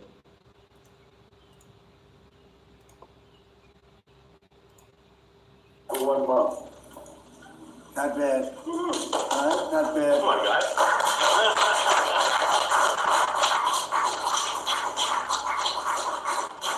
I see Howard and Scott are here, so it's great. You guys want to stand over here? You might as well. You're the ones that help produce those numbers, and it'll only get better. The tariffs are so important, and that's why we were so happy with the decision yesterday, where the tariffs continue, because without the tariffs, our nation would be imperiled. We would really be imperiled. I think I can say that with great surety, Scott and Howard. And so we were very happy to get that decision, that big decision yesterday.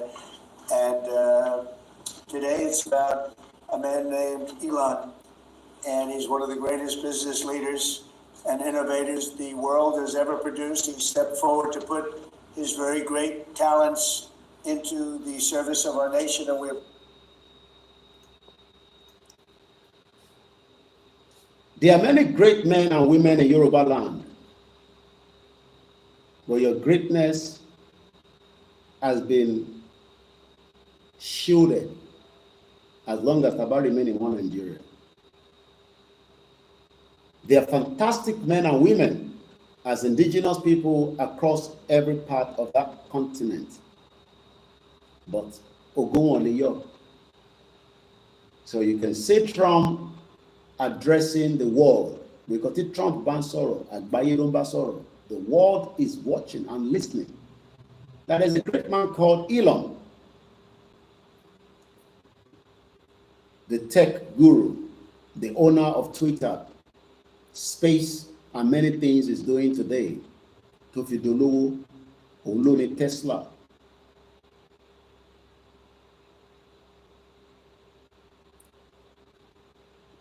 Kò lọ gé orí èèyàn tó fi dolówó. Kò ṣe lọ wá ẹ̀jẹ̀ èèyàn tó wá fi pò kankan tó fi dolówó lénìí. All he has done is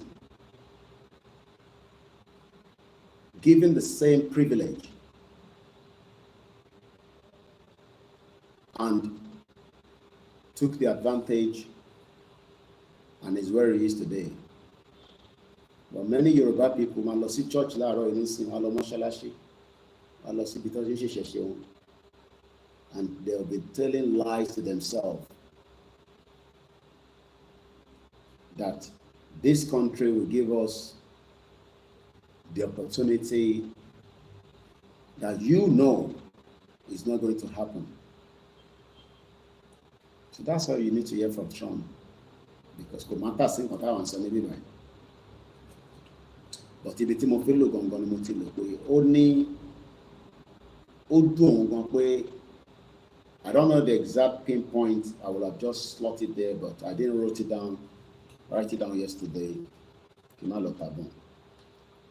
So let's just move forward. But one thing we need to understand is that Baba is telling the politicians, which is what matters to me and you, that we should not think that this country can continue the way it is. Yoruba nìkan ló ní something is wrong, something is not right. Let's sit, let's talk, let's negotiate. Ẹ má sá fún negotiation, but ṣe làwọn ń sọ nísìnyí pé àwọn fẹ́ lọ ṣe election again. And like I said earlier, àwọn tá sọ fún ní 2021, we had 2 years windows, campaign back to back, until gbàtí Tinubu lọ mú kùkùté wá, because Tinubu knows about all the operation of that criminal woman tó pè rẹ̀ ní onídọ̀tí. Tinubu has a backing. Gbogbo tó ń ṣe tó ń sọ jágbàjàgbà tóun ti gba country, òun ti ṣe this, òun ti ṣe that, tó mesmerize táwọn kan wà nínú nǹkan pè ní illusion. Can you blame them? Because when people are living in illusion, lọ́mọ máa sọ fún yín pé àti wà nínú country wa ẹ máa jó ẹ máa yọ̀. And the same stupid people are talking about Nigeria. Ṣé èèyàn gbọ́dọ̀ wà nínú country kan kó tó máa sọ̀rọ̀ Nigeria? Ṣé bàbá Akintoye lè declare Yoruba land nísìnyí ká tó máa sọ̀rọ̀ Nigeria? Kí ni kàn wá pẹ̀lú Nigeria? So you can see that they cannot fathom the reality.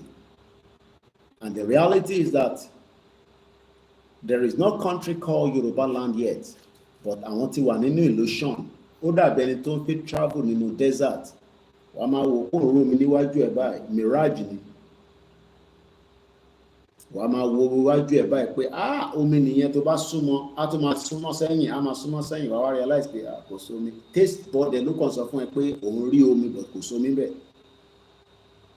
But I don't want to talk about that because my IQ is just too much for such stupid kind of people. Wọ́n wò mí báyìí, wọ́n wà ní ilẹ̀ Yorùbá náà. Àwọn tó tẹ̀ wá ń diaspora yẹn ni máa ń wonder pé some of them, how they are able to fathom such nonsense. But I watched a video yesterday. Like I said, I do a lot of things that or sometimes pop up. Kò ń ṣàwa nìkan là ń béèrè fún ẹ̀tọ́ wa, like I always say. A couple of days ago, we were almost going to talk about a particular country. Táwọn náà ń jàjà pé káwọn náà dá dúró bí tiwa báyìí, tó ń pè ní Western Togoland. I've just come across the video again, and since we're still in the same bracket. But before we move out of that, let me complete the Sheikh Hasina tó sá kúrò nílùú. Kí ló dé tó ṣe sá kúrò nílùú? Àwọn wo ló ń lé? Ẹ̀ṣẹ̀ wo ló ṣẹ̀? Ṣèbí òun ni prime minister, kò ní sójà ni, kò lọ́lọ́pàá ni. Kí nìkan tó wá lé kúrò nílùú? Èyí tó máa lé yín kúrò nílùú ẹ̀yin olóṣèlú, ó ti ń súnmọ́ díẹ̀díẹ̀. Torí ẹ̀ ní gbọ́ràn. Èyí tó máa lé yín nínú state yín, ìwọ tó ń pè rẹ̀ ní gómìnà. Èyí tó jẹ́ prime minister, tó jẹ́ odindi prime minister ìlú, àwọn aráàlú lé kúrò nílùú. wọ́n lè débi pé òun gan ò lè sọ pé báwo ló ṣe ṣẹlẹ̀. Èmi kàn sọ fún yín nítorí pé ẹ ní gbọ́ràn history dẹ̀ ti fún wa ní pé àwọn kankan ti ṣẹlẹ̀ rí and they are still likely to happen again. And one of them again is the Arab Spring. I don't think some of you remember what the Arab Spring was all about.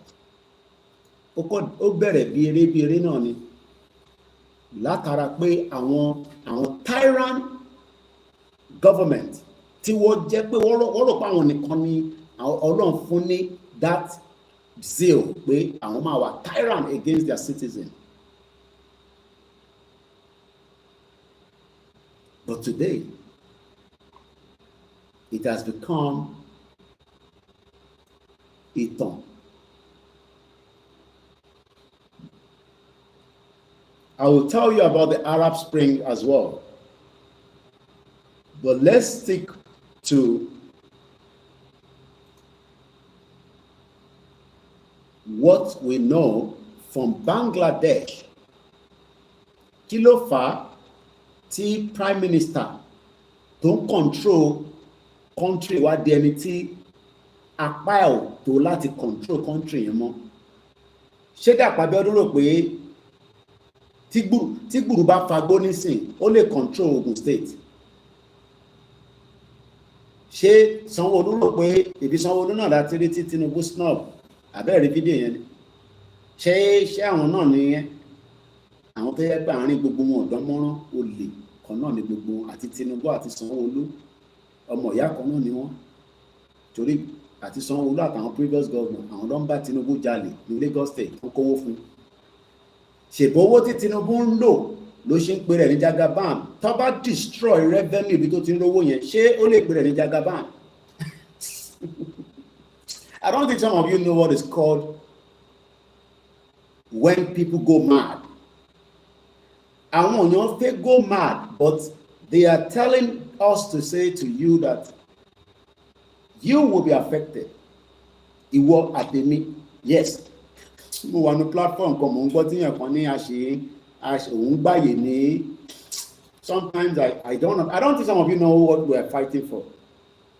Wọ́n nítorí rally ń bọ̀, rally ò tí ì dé, òun tọrọ ààyè níbi iṣẹ́ pé òun fẹ́ lọ on leave. Mo wá dúpẹ́ èèyàn kan wá fún lésì dáadáa. Sometimes I just listen to some of your platforms. Sometimes I don't respond because sometimes I just realize that kò ń ṣe gbogbo wa la really understand it àgbé dání. À ń jàjàǹgbara èèyàn kan sọ pé òun gba leave. So leave yẹn lòun fi wá ṣe rally.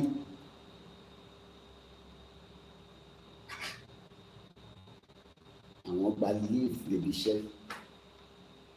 So kí ni kéèmí wá ṣe? Oh, okay. Ọ̀rọ̀ yín ṣe ń yé mi nísìn. So èmi tèmi náà kúrò London.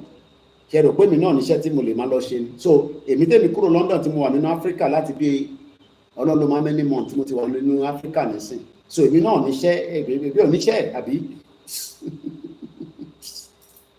Ẹlòmíràn mọ̀ tá gbé dání. They just think it's a joke. Àwọn ti gba leave níbi iṣẹ́, wọ́n dẹ̀ sọ pé mail ni rally máa wá, so rally wá mọ́ ní mail nísìn, so kí ló máa wá ṣe nísìn tí leave mi ò ní wá dé. Àwọn ọmọ Yorùbá, we are funny people. Mo gbọ́dọ̀ òyìn mo kàn ń bá tún ní kí n kàn tó respond because mo ti respond sí kan tẹ́lẹ̀ láàárọ̀ nínú bẹ̀. Kọ̀wé pé these are people that doesn't understand what we are talking about. Ta ló sọ fún ẹ pé iléeṣẹ́ kan máa ṣí tí gbùrù bá ń fagbó lọ́wọ́? Building tí wọ́n fi lọ yẹn, ta ló sọ fún ẹ pé building yẹn máa guarantee tí gbùrù bá ń fagbó lọ́wọ́?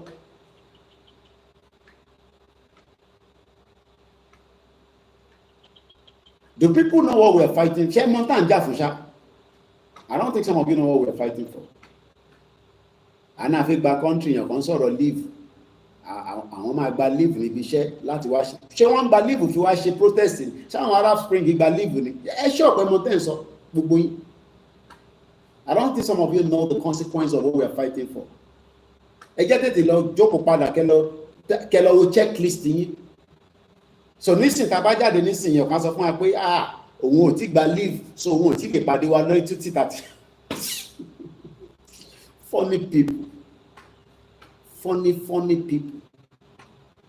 Àwọn máa gba leave níbi iṣẹ́, àwọn ti gba leave. Koiki wá sọ pé rally máa dé ní May, rally ò dẹ̀ wá dé mọ́, kí ló máa wá ṣe nísìn? Ṣé òun tún máa lọ gba leave míì ni?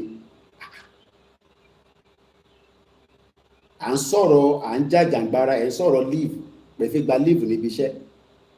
Ta ló sọ fún yín pé ibi iṣẹ́ máa exist? Tí Yorùbá bá jáde sí ojú títì. Báwo lẹ́yìn tí náà a bá ti jáde sí títì báwo lẹ́yìn ṣe fẹ́ dé ibi iṣẹ́? I don't think some of you really know what we are fighting for. Àtẹ̀tíwá mo ní wọ́n ti sọ Yorùbá nation di camp wọ́n ti sọ dèrè lórí platform mi. À ń sọ̀rọ̀ bá pé a fẹ́ gba country yẹn kan sọ̀rọ̀ leave níbi iṣẹ́. That is the mentality of àwọn tó ti gbọ́ Yorùbá nation nìyẹn. Káwá tí máa sọ ẹni tó wà lójú títì tó gbọ́n kankan títí ẹ ti di. Ẹlòmíì kàn rìn kò bọ́dì lásán ló ń rìn spirit ẹ ti kúrò lára ẹ̀ nínú Nàìjíríà nílẹ̀ Yorùbá ń bẹ̀ yẹn.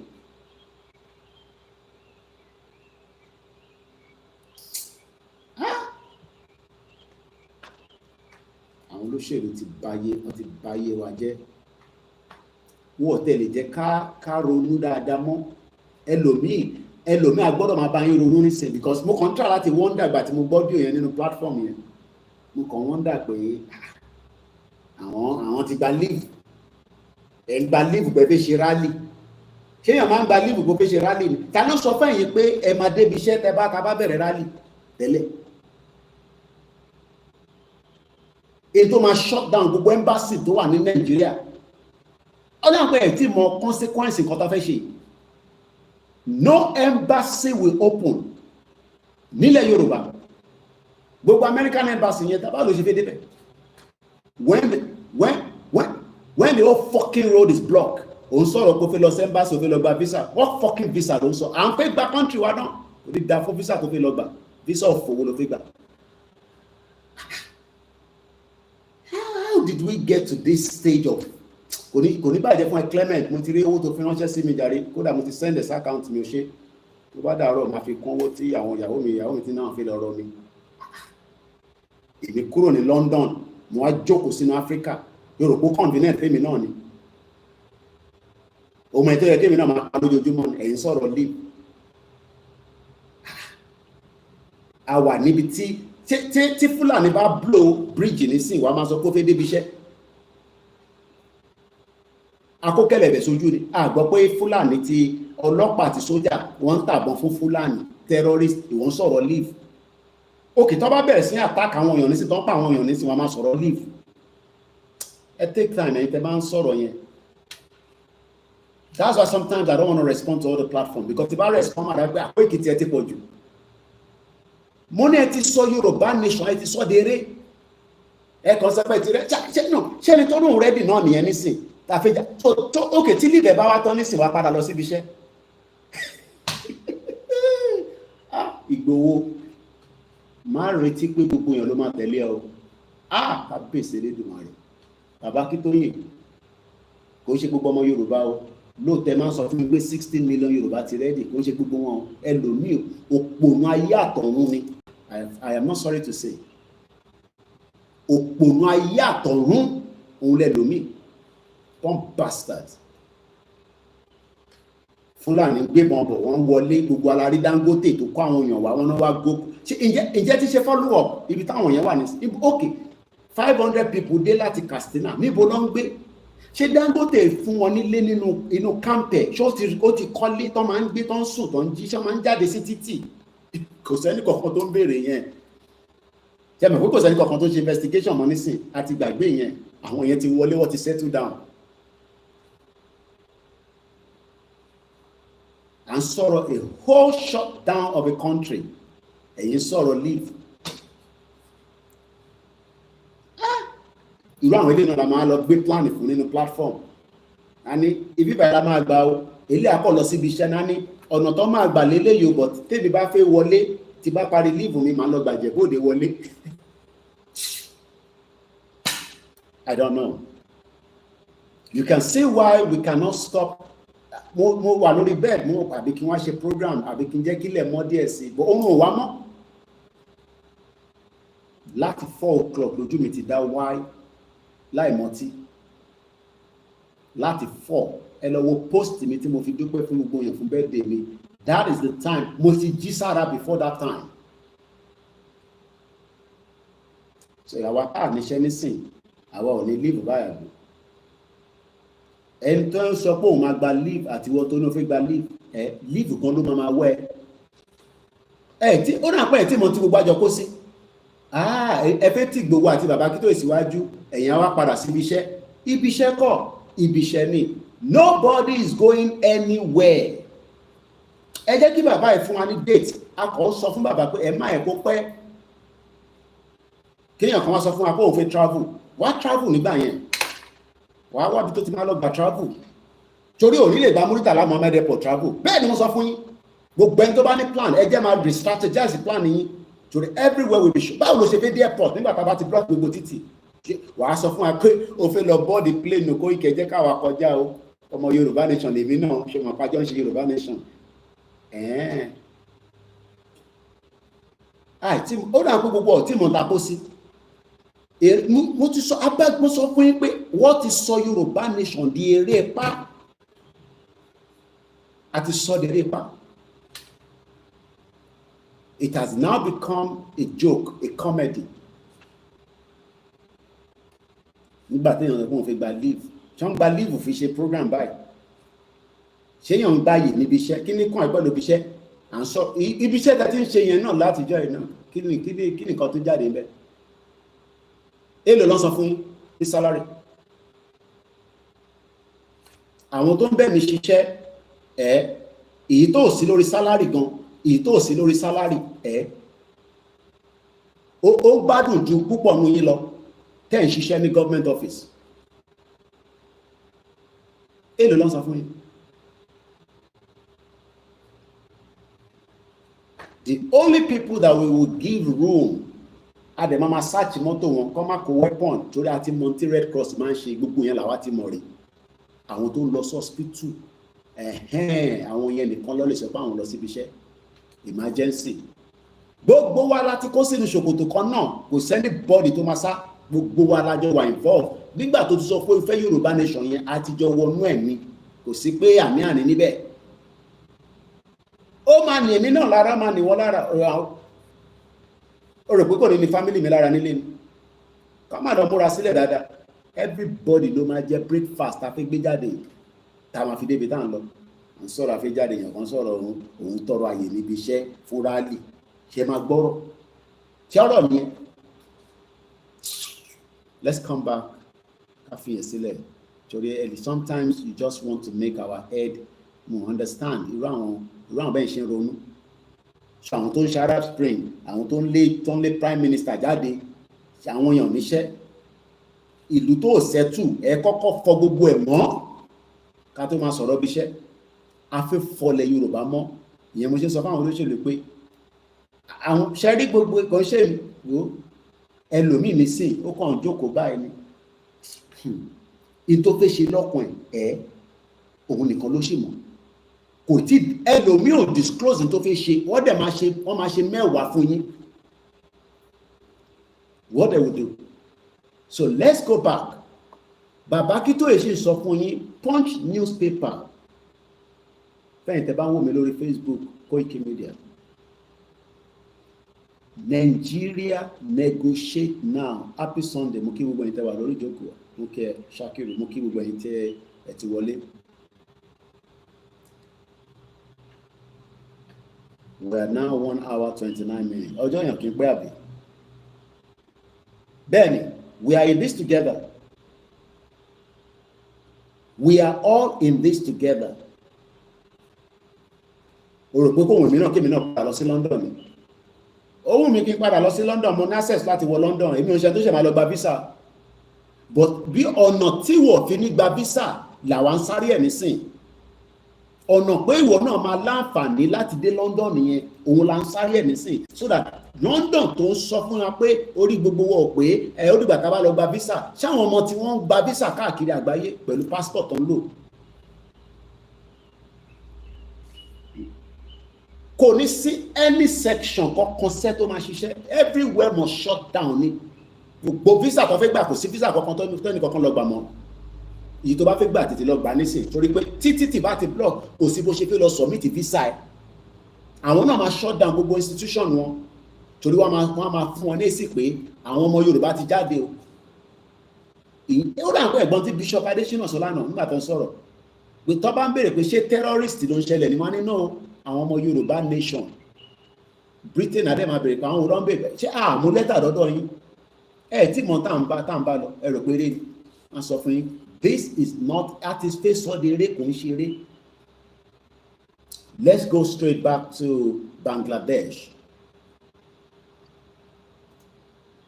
According to the report, Sheikh Hasina ó sá lọ, ó quit, ó padà lọ sí helicopter lọ fi gbé, kò lè lọ́wọ́ plane. The country longest serving prime minister farabalẹ̀ kó gbọ́ bíbá ìwọ olóṣèlú ni mò ń bá sọ̀rọ̀, mo kí ẹ Peter Ọládélé, mo kí gbogbo ẹ̀yin tẹ́ wà lórí ìjókòó tí mo yọ ẹnì kọ́kọ́ sílẹ̀, má bínú. The country longest serving prime minister, òun ló ń control sójà, òun ló ń control army, kí ló dé tó rí wọn control against aráàlú, ibẹ̀ yẹn ni mo kàn ń lò. Ìyẹn mo ṣe ń sọ fún gbogbo àwọn olóṣèlú pé tó ń tẹ̀ ń pera yín, tí 1 million people bá yabo government house, ó dà mélòó lẹ máa pánú ẹ̀, ṣe máa yin bọ́ǹbù lu gbogbo wa ìwà pa wá ni, ẹ̀yìn adẹ́ ẹ̀ wá rò pé Nàìjíríà yìí ṣì máa wá continue, kò lè continue.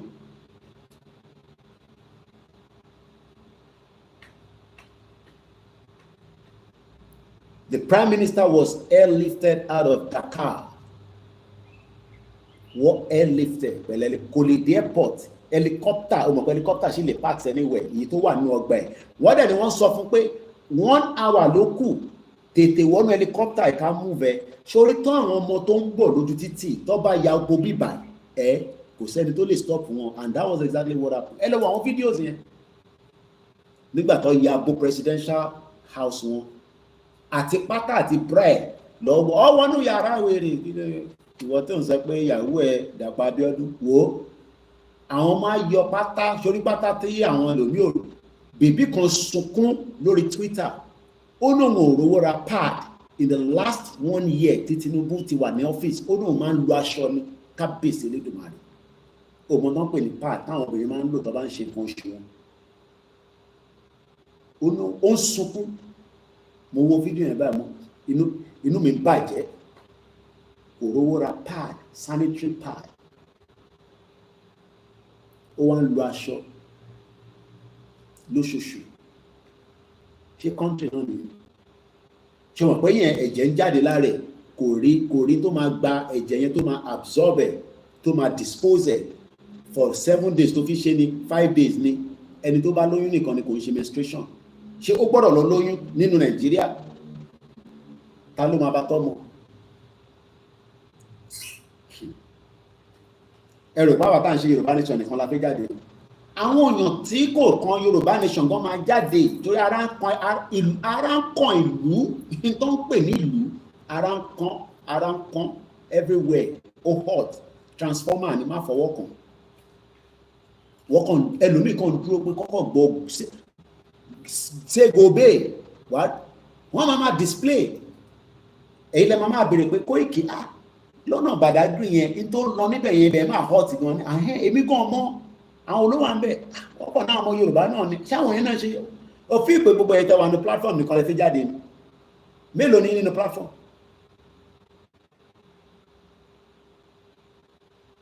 Mélòó ni? Bẹ́ẹ̀ ni, the prayer is, may Nigeria not ever happen to you. Nígbà téèyàn lè ra sanitary pad, Nàìjíríà ti happen sí ni, If somebody cannot buy sanitary pad, Nigeria ti happen sí ni, ó ti happen sí wọn náà. Ṣé oúnjẹ balance diet? Ẹlòmíì ní sí ọlọ́dún mọ́jọ́ tó ti jẹ fruit lẹ́yìn. Fruit.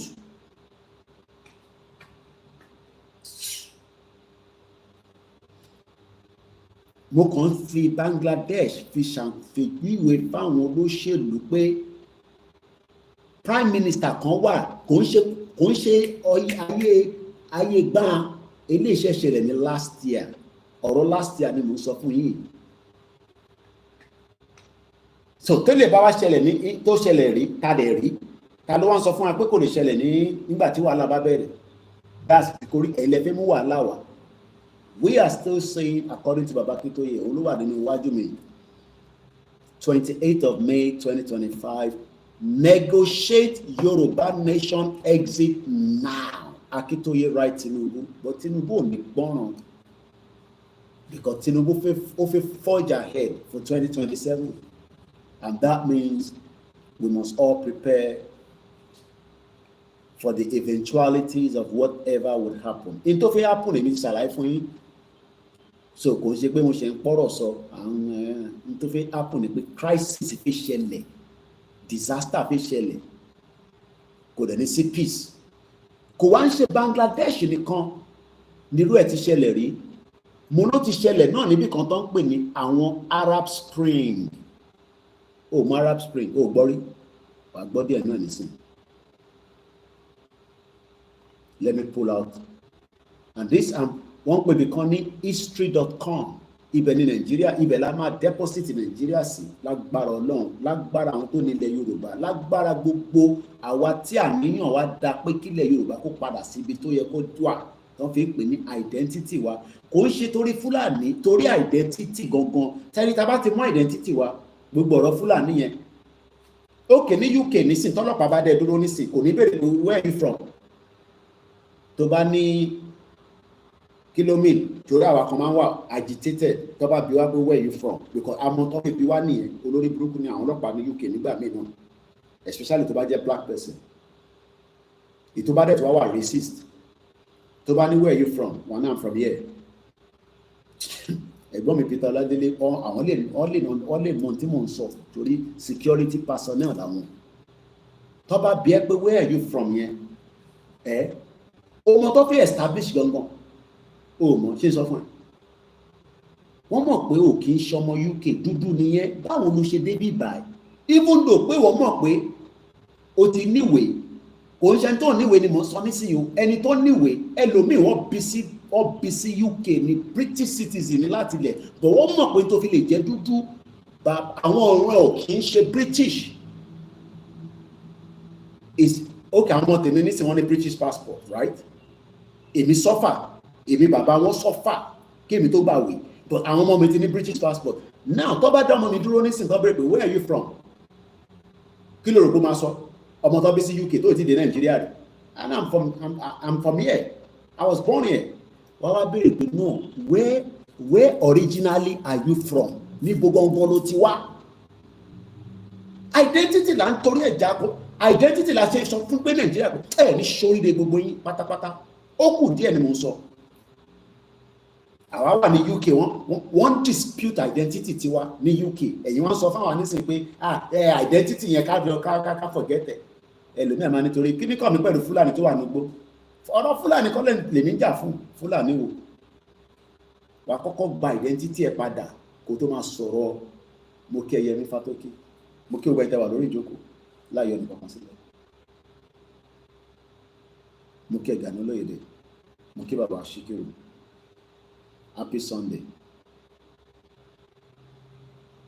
mọ pain táwa kan ti face pé wọ́n ń béèrè identity wa wá fi mo ní Britain àwọn ọlọ́ni ọgbọ́n arékèrèkè àbí báwo lè ṣe bá sùn àwọn ọlọ́ni tó bá ti ń bí ẹ pé where are you èmi òyìnbó mi á bí ẹ pé where are you from wà ní from here ó mọ̀ pé olóò lè wà from báwo ló ṣe fẹ́ wà from here dúdú ni yẹn náà báwo ló ṣe fẹ́ wà from here ibì kan ló ti ṣàn wá náà má má sọ fún mi pé bíbá ẹni ya ọ̀rọ̀ tó máa ń bí àwa nú ni àwa ká wà ní UK bẹ́ẹ̀ ni ọmọ Oòduà máa respond I'm British. Tó bá bí àwọn ọmọ mi nísìn pé where are you from? When I'm British, wọ́n á ní no, you are not British. Òun á dẹ̀ máa wò pé kí ló mean pé I'm not British? Mo kí Usman. Ẹ ṣé gan ni bàbá mi ọlá ní. Because my son and my children knows that they are born in England. They are born in the UK. British passport ló wà lọ́wọ́ wọn. So kí ló mean pé where are you from? I'm British. Wọ́n á ní no, you are not British. Wọ́n máa bèrè bókè. Your parents, where are they from? Tí wọ́n bá jẹ́ British, parents tó bí ẹ yẹn, bàbá tó bí àti ìyá tó bí ẹ, níbo làwọn ti wá? Now, wọ́n ti break it down. Wọ́n fẹ́ pàtàn fún ni. Tó bá jẹ́ ọmọ tó smart, kò tẹ̀ gbọ́dọ̀ dá wọn lóhùn. But tó bá yẹ pé tó kọ̀ tó fẹ́ go into engagement, ó lè ní my dad is from Nigeria. Because tó máa sọ nìyẹn kò sí nǹkan kan tó ń jẹ́ Yorùbá nation nísìn, okay? So àwọn tó wà lábroad tó máa ń parọ́ fún yín pé àti gba country yẹn tó bá bi wọ́n pé níbo ló ti wá kó sọ pé àwọn ti wá láti Yorùbá land tó ti gba country tiẹ̀. Ibi tí mo ti sọ fún wọn pé illusion ni wọ́n ọmọ tó ń sọ gbogbo wọn pátá. Àwọn tó ń gbé ní UK ni mo ṣe sọ. Wọ́n mọ̀ pé generation ẹ̀ kan ló dé bíbáyìí lọ ṣe jigijigi lọ fi bí wọ sí bíbáyìí, but àwọn náà ti gbàgbé pé àwọn náà ti wá da generation tàwárú báyìí nísìn. The same ìyẹn mo ṣe sọ pé ní máa ń tẹnu mọ́ Britain because àwọn dáyé wa rú, let me not use that phrase, but what distorted identity wa, what distorted, tó bá sọ pé what distorted kan, mo ń try láti wo kí ló lè fi yé wa distort. Wọ́n tọwọ́ bọ̀ lójú, wọ́n ti ṣe surgical fún. Because tó bá jẹ́ pé wọ́n join wa together, gbogbo ilé tá à ń jókòó tá à ń sọ nísìnyí yẹn kọ́ la máa sọ wà láìka ìsúnmọ́ bíi láìláṣílá hùwà ọ̀rọ̀ identity kọ́ la máa sọ náà ọ̀rọ̀ kódà bí terrorist bá tẹ̀ wá wà nílẹ̀ Yorùbá àwa máa béèrè lọ́wọ́ gọ́ọ̀mẹ̀ntì wa pé ẹ̀sùn wọn bíbá gbọ́ pé wọ́n ti ń ta drone, gbọ́ pé wọ́n ń ta infrared tó yẹ pé tó bá gbé plane lọ sókè báyìí a máa wo tó wà nísàlẹ̀. Gbogbo technology yẹn ti wà náà kò ń ṣe rí gbogbo pé terrorist wà ní Nàìjíríà yẹn ilẹ̀ Yorùbá làbá ni wọ́n wà lóòótọ́, but a máa mọ̀ pé identity wa ni àwa máa wá hold the government wa responsible. Britain wọ́n sọ fẹ́mi pé èmi o tí mò ń gbé ní UK o àwọn ọmọ wa máa béèrè pé where are you from? Ìyẹn mo ṣe ń sọ fún yín pé nígbà tá a bá gbalẹ̀ wa tá a gba country wa tá ti di independent Yorùbá country, a máa bí ẹni tó bá ń bẹ nílẹ̀ wa pé ọmọ olúwo ni wọ́n, because àti the country. So bóyá ètò ń sápamọ́ nígbà tá a ní kọ́ wá declare ara wọn pé a ti wà ní Yorùbá land o, a ti wà ní independent Yorùbá country. Kólúkálukú wá sí local government yẹ o, wàá forúkọ sílẹ̀ o, a fẹ́ mọ̀ pé Emeka nìyẹn òun gbé lójú Ẹlẹ́gbà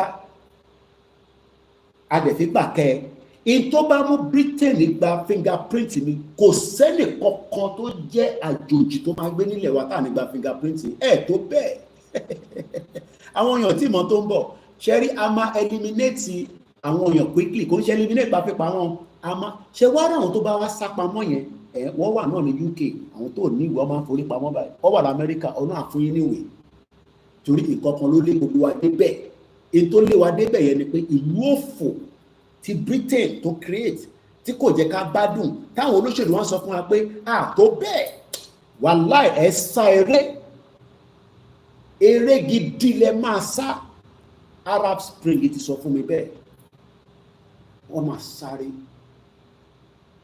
ṣòkòtò yóò lè balẹ̀ nílé ṣe pati ní Èkó hòtẹ́ẹ̀lì ẹ gbọ́ mi dáadáa nísìn gbogbo pẹ́ lọ ṣe pati ní weekend lẹ́kọ̀ọ́ hòtẹ́ẹ̀lì ní ráyè dé bẹ́ẹ̀ nítorí everywhere will be shut down ni mo sọ fún yín sẹ́ àpá gbogbo wa tẹ bá tó bẹ́ẹ̀ àpá gbogbo wa pátá gbogbo hòtẹ́ẹ̀lì tẹ ti ṣe pati yẹn we will shut it down. Nobody will do anything in the hotel if not àjò gbogbo ẹ̀ wálẹ̀ báyìí ni mo sọ fún yẹn ní Ṣórílé we burn it down ní dá fún gbogbo yín ṣe bẹ́ẹ̀ lọ sí hòtẹ́ẹ̀lì lọ ṣe pati ni tẹ́ ẹ bá ní pé ànígbà sanná sí ibi nígbà tí iná tó bá go in flames kẹ́ lọ́ máa ṣe pati níbẹ̀ bàbá yóò ní Ṣórílé kù díẹ̀ ìtafẹ́ bá yín fà ẹ̀rọ péré ni ó kù díẹ̀ bàbá là ń dúró dè àjò gbogbo ẹ̀ wá lẹ̀ kò sẹ́ni bọ́ọ̀dì tó máa lọ sẹ́ni wẹ̀ ẹni ṣúrire ẹ̀yin lọ sí kò tẹ́ ẹ̀ lọ ń jẹ tọ̀ìtọ̀ àtọba àtìjòyè ìyá ń jara àlù à ń sọ fún yín pé kájọ jókòó kájọ yanjú ẹ̀ ó kù díẹ̀ iná la máa sọ sí gbogbo ẹ̀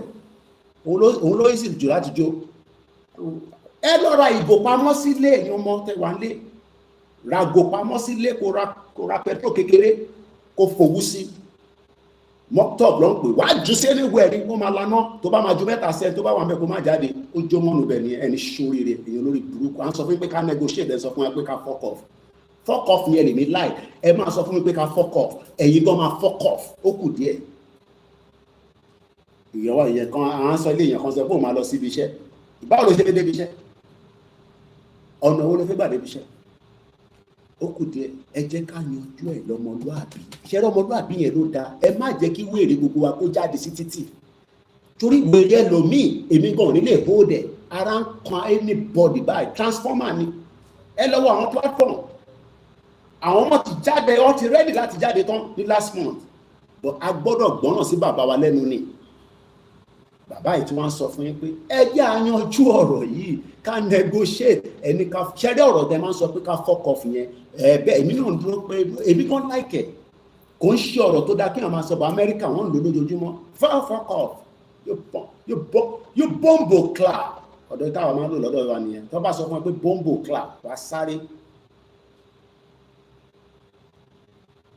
ẹ kó kù díẹ̀ ok èkó tẹ̀yìn gangan lẹ ti ń ṣe pàtí ẹ nílé débẹ̀ ó kù díẹ̀ mo sọ fún yín eré lẹ máa sá eré ẹ̀ẹ́dẹ̀ ní ráyè gba bọ́dà kankan because bọ́dà ti shut down wọ́n ti shut bọ́dà ẹ̀wọ̀n yín lọ́wọ́ let's sit down and resolve this amicably in tó máa ìdíjà bá bẹ̀rẹ̀ anything ló máa ṣẹlẹ̀ Koiki má sọ yẹn pé lọ́nà ṣẹ́jẹ́ fi yẹn sílẹ̀ Arab Spring everywhere jó wálẹ̀ ni wọ́n rebuild lọ́wọ́ nísìn wọ́n ti padà wọ́n ti reset brain ẹ̀ tó bá wà ń bẹ̀ ní sáma wọ́n máa rán létí pé ṣó ti gbọ́ nípa Arab Spring á ní òun ò gbọ́ jẹ́ ṣàlàyé tó ṣẹlẹ̀ fún Arab Spring jẹ́ lo glasses mi kí má ràn ojúmọ́ TV àbí laptop mi tó bá lọ sórí history.com ibẹ̀ ni Nàìjíríà máa end sí ibẹ̀ la máa tọ́jú Nàìjíríà pamọ́ sí mo kí ẹ̀dàrẹ́ Ọláyínká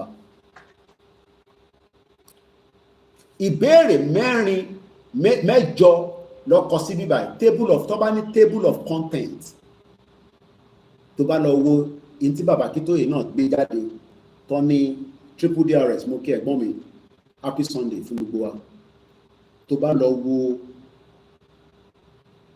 table of content number 1 ni pé what is Arab Spring number 2 Jasmine Revolution number 3 why the name Arab Spring number 4 Arab Spring aftermath nígbàtí tí gbogbo ẹ bá lọ róò tó lọ Koiki o ṣe ń tó fẹ́ dálẹ̀ lélẹ̀ bomb bastard ṣé mi mò ń dálẹ̀ Nàìjíríà tó ti wà nù wàhálà tẹ́lẹ̀ ẹ̀yin ò mọ̀ pé wà nù wàhálà ẹni tó bá nẹ́mi ni mo fi dá nǹkan kan lẹ̀ tí máa fún ẹ lépè èpè yẹn máa jẹ́ fún ẹni. Number 5 Muhammad Gaddafi. Number 6 Bashar Assad. Number 7 Arab Spring timeline. Number 8 sources. But ìta àkọ́kọ́ fẹ́ mọ̀ ní pé what is Arab Spring? The Arab Spring was a loosely related group of protests. O mọ̀ tán pè ní loosely jẹ́ ṣàlàyé fún ẹ. Torí nígbà tí bàbá ní a máa jáde ní gbogbo ilẹ̀ Yorùbá àwọn kan ní no ẹ jẹ́ ká wà lójú kan ibì kan máa ṣe kinní kan. Loosely. Tóyìnbó bá sọ pé Loosely. Lima Oscar Sarah Echo Lima Yankee. Loosely. LOOSEL. Loosely. In a way that is not firm or tightly fixed or held together. Tí nǹkan bá ti wà together okay ìwọ tó ní àwọn mẹ́ta kan máa wà ní abúlé tó bá ń ṣe rally ń bẹ yẹn kí ló máa ṣẹlẹ̀ ṣé o mọ̀ kó lè jẹ́ pé mẹ́ta yẹn ó wà more important ju kí 200 wà níbì kan lọ when you are spread out, tí gbogbo ẹ̀dẹ̀ ń lọ, hey Yorùbá nation, Yorùbá nation, Yorùbá nation la fẹ́, Yorùbá nation la fẹ́ o mọ tó máa ṣẹlẹ̀. Níbo lọ́tà àwọn ti fẹ́ bẹ̀rẹ̀?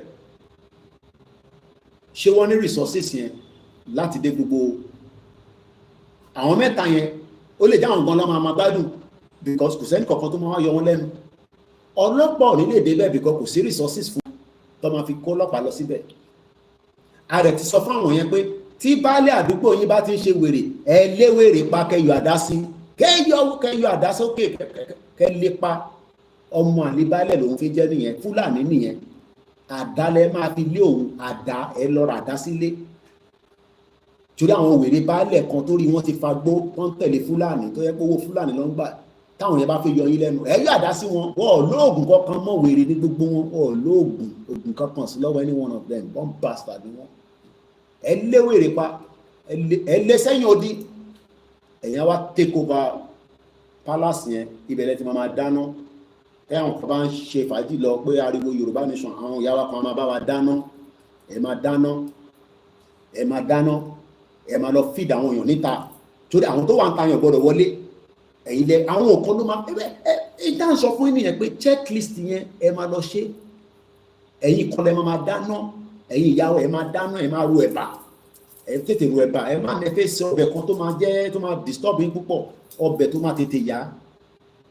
Bó jẹ́ ewédú ni cha kẹ́kọ̀ọ́ fi atagúngó sí, kẹ́ fi crayfish sí, kẹ́kọ̀ọ́ lọ sí wọn kọ́ jẹ́ kọ́ tó reinforce, a máa jẹun, I need the strength. Àwọn èèyàn ló pèrè pàlà fẹ́ lọ ṣe ọbẹ̀ gúre kíákíá. Ìwọ tó bá dẹ̀ lè fa ìgúnfe wá sójú títì, wá ṣapa sójú títì, a máa jẹun lọ. Everywhere will be shut down and so. Ìyẹn lásán sọ fáwọn èèyàn pé lọ gbáradì dáadáa. Ìyẹn kan wá sọ pé òun fi gba leave lọ sí ibi iṣẹ́ wọn gba. Kí ni ọ̀rọ̀ leave ló wà lẹ́yìn? Ọmọ tó ń pè ní loosely ni. Loosely. What does loosely mean? Something that is loose.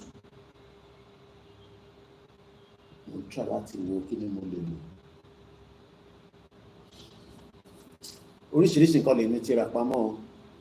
Torí gbogbo yín ẹ̀ kí ń gbọ́ràn lọ ra àwọn okùn báyìí, ó máa ní ìdẹ̀.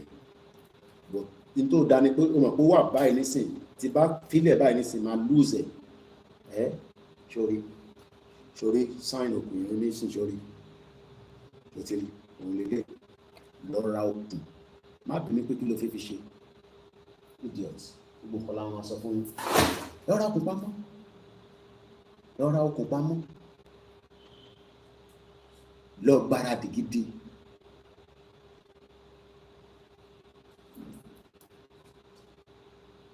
Lọ ra okùn pamọ́.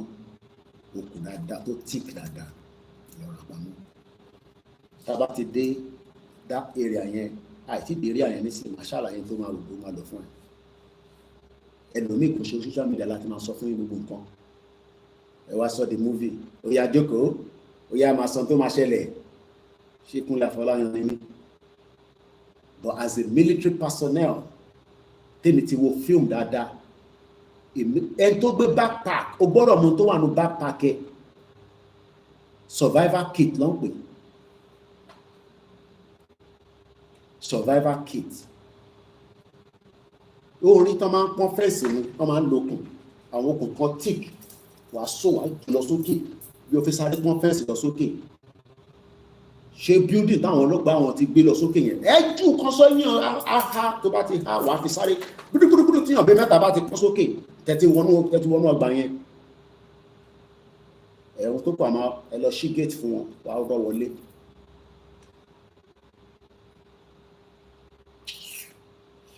Ó ṣe boy scout rẹ ni.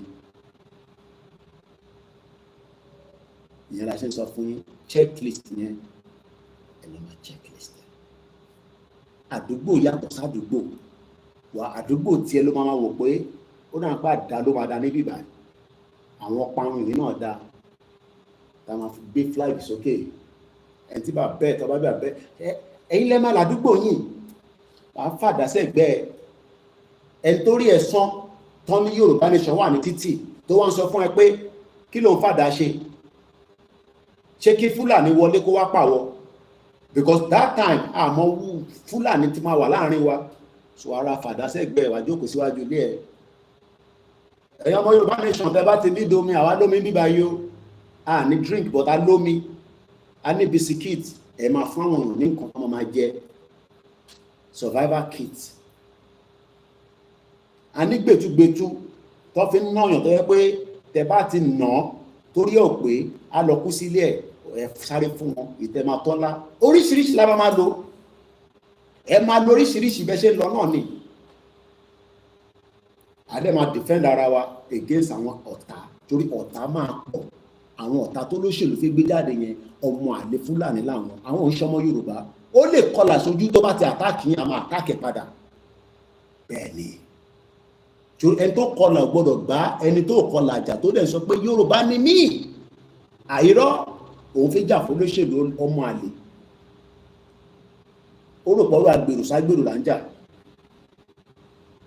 ẹrù bá fi jà fún mọ́tò páàkì ni. Ṣé mo ṣe àtọmọ mo ṣe ló ń bára wọn jà? Ọmọ Yorùbá ń béèrè fẹ́ tó ẹ̀. Farabalẹ̀ gbogbo Arab Spring lẹ́ẹ̀kan sí. The Arab Spring was a loosely related group of protests. That means pé kò wà lójú kan ló ń pè bẹ́ẹ̀. Ó wà káàkiri. Spring up. Èmi àkọ́ spring up níbẹ̀ yẹn ọlọ́pàá máa ní ilé ìka ìtì yanjú ẹ̀, àná ọlọ́pàá máa wà overwhelmed. That is the reason why tí bàbá ṣe ní ká spread out, because a gbọ́dọ̀ fi wọ́n sí èyí tó lóòrùn wá pé yẹn ẹ̀ ń nà ní nǹkan orí òfin pé ni má bá nà ní nǹkan á lọ kú sílé ẹ̀ torí ọmọ àlè ni kò fi gbọ́ràn. Torí nígbà tá a ti pariwo títí pé àfẹ́ wàhálà àfẹ́ dààmú ẹ má yọ wá lẹ́nu, akóògùn sára lóòótọ́ wà á fi protect ara wa ni. Tó bá dẹ̀ sọ pé o fẹ́ dánwò àdánwò lára ẹ̀, ẹni tó bá ní kẹ́ dóògùn lára ẹ̀ wò dánwò lára ẹ̀ nígbà yẹn torí yóò pé ni. Ìgbà yẹn ló máa wá yọ èyí tó wà ní torí bàǹkẹ́ yẹn wà wá yọ jáde wà á nà nìkan wà á tún dá padà. Ọmọ àlè torí bó ṣe nà yẹn a máa wọ ọ̀nà tó máa fi délé ẹ̀, tó bá délé ìyàwó àsọ pé ìbú Kóìkì sọ fún ẹ pé fàwọn ọmọ yẹn sílẹ̀, ìbí tiwa náà lọ ń jà fún, ṣáwọn ọmọ mi ṣé wọ́n lọ sí skul, ìyàwó ẹ̀ ló máa wá sọ pé bàbá wèrè ni wọ́, àkútúkù ẹ̀ lọ́rùn. Torí Kóìkì ti sọ pé wọ́n náwọn ní àtàkì ọlọ́pàá, kí ni ìwọ lọ àtàkì wọn fún, ẹ ti nà nìkan. Ìyàwó àá ní bàbá àwa tọ́jú ìyàwó ẹ̀ nígbà tí ilẹ̀ Yorùbá bá dé, àwọn ọmọ lọ sí skul, torí Fúlàní lòun fi jẹ́ nìyẹn. Ọmọ àlè, idiot all over the place.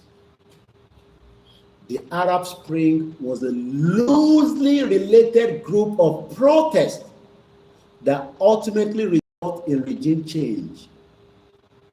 In countries such as Tunisia, Arab Spring yẹn ó change ìjọba tó wà ní Tunisia. Ìjọba bẹ̀ sá lọ. Máa wá àwọn olóṣèlú tiwa pé kí lẹ̀ fira yín pé kò ń ṣe Tunisia nìkan, Egypt náà fara gbá, Libya náà fara gbá. Pẹ̀lú pé Libya ò gbádùn, ọmọ Yorùbá ń bẹ ní Libya ó dẹ̀ ń kọ́ bọ́ngálò sílé. Ẹni tó wà nílé ò lè kọ́ bọ́ngálò, kò tẹ̀ tí jẹun kánú, bọ̀ àti gbé ní Libya náà rọrùn. Àti gbé nínú Libya tó ń sọ yẹn náà kò rọrùn. Torí kó tó dé Libya ẹ̀mí àbọ̀ àìmọye tó ti kú dànù sórí omi. But the Arab Spring brought down 3 governments: Libya, Tunisia and Egypt. Ìyẹn ló ṣe sọ pé ó spring out. Not all the movements, however, could be deemed successful. Bẹ́ẹ̀ ni, ibì kan máa ṣe ju ibì kan lọ. Ẹ jẹ́ kọ́kọ́ gbogbo aṣojú kan o, káwà lójú kan o. Ṣẹ́yìn ti di leader. Egypt all over the place. At least, if the end goal was increased democracy and cultural freedom, the end goal of Yoruba nation ni pé kó di country. Simple as that. Anything short of that is a failure. And we are not ready to fail.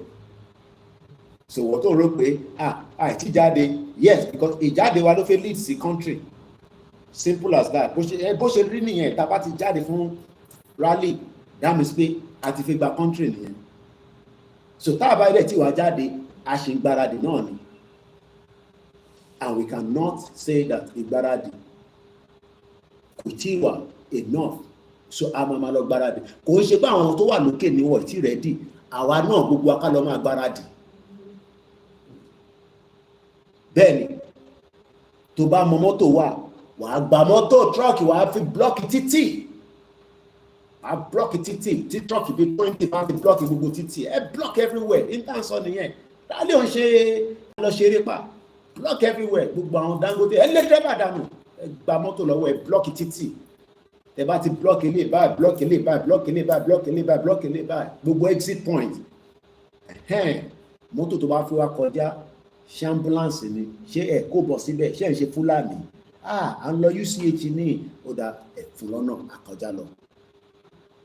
Olúkálùkù wa mú àdúgbò ẹ̀mú dání. Ìtàn pè ní rally tá a fi lọ ṣe nìyẹn. O rò pé rally àkàndá jáde à ń lọ jó ni, no, shut down ìyẹn wọ́n yìí kí wọ́n sọ fún ìyẹn kan, wọ́n sọ fún òun fi lọ síbi iṣẹ́. Ọ̀nà wo ló fi gbàdé ibi iṣẹ́? Ibi iṣẹ́ kọ́, kòkòrò òkò ni, kòkòrò òkò ló máa rí, ibi iṣẹ́ nìkan kọ́ ló máa rí. In fact, for many countries enveloped by the revolt of the Arab Spring, the period since has been hallmarked by increased instability and oppression. Yes, ìyẹn máa ṣẹlẹ̀. When there is chaos, it will take time to deal of the problem. But nítorí pé gbogbo àwa tá à ń ṣe Yorùbá nation àtàwọn tó náà wọ̀n fẹ́, when the tension goes down, everybody will now start following and listening to the government of the day. Tó bá ní gbogbo àdátẹ́ kó síta yẹn, ẹ bá wa kó wọlé ìlú tí rọrùn báyìí, àwa kó àdá tiẹ̀ náà. Ní UK, èmi gbé níbẹ̀ dáadáa, àwọn tó níbọn wọ́n ní kọ́kọ́ wá, àwọn tó ní àdá, àwọn tó ní disc wọ́n ní kọ́ da padà wá. Wọ́n ń pè ní, mo mọ orúkọ tó máa ń pè, mo lè Google ẹ̀, there is a kind of name, wọ́n ní return àwọn ọ̀bẹ tó wà lọ́wọ́ ẹ̀, ó ní orúkọ kan tó máa ń pè, return your weapon, jẹ́ mú bọ̀ ẹ̀ fi bẹ́ẹ̀, weapon UK.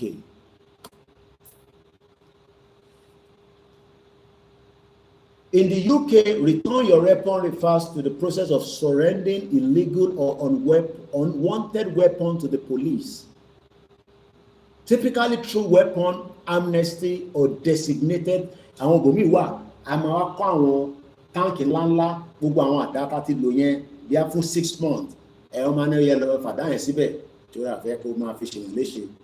Àti níjọba tó wà torí ẹ̀ pé ìjọba tó yẹ pé tó bá kọ ọlọ́pàá yín ó ti débẹ̀ 10 minutes. Kò ń ṣe ọlọ́pàá tó máa pè tó máa sọ pé òun ò lè epo nínú mọ́tò.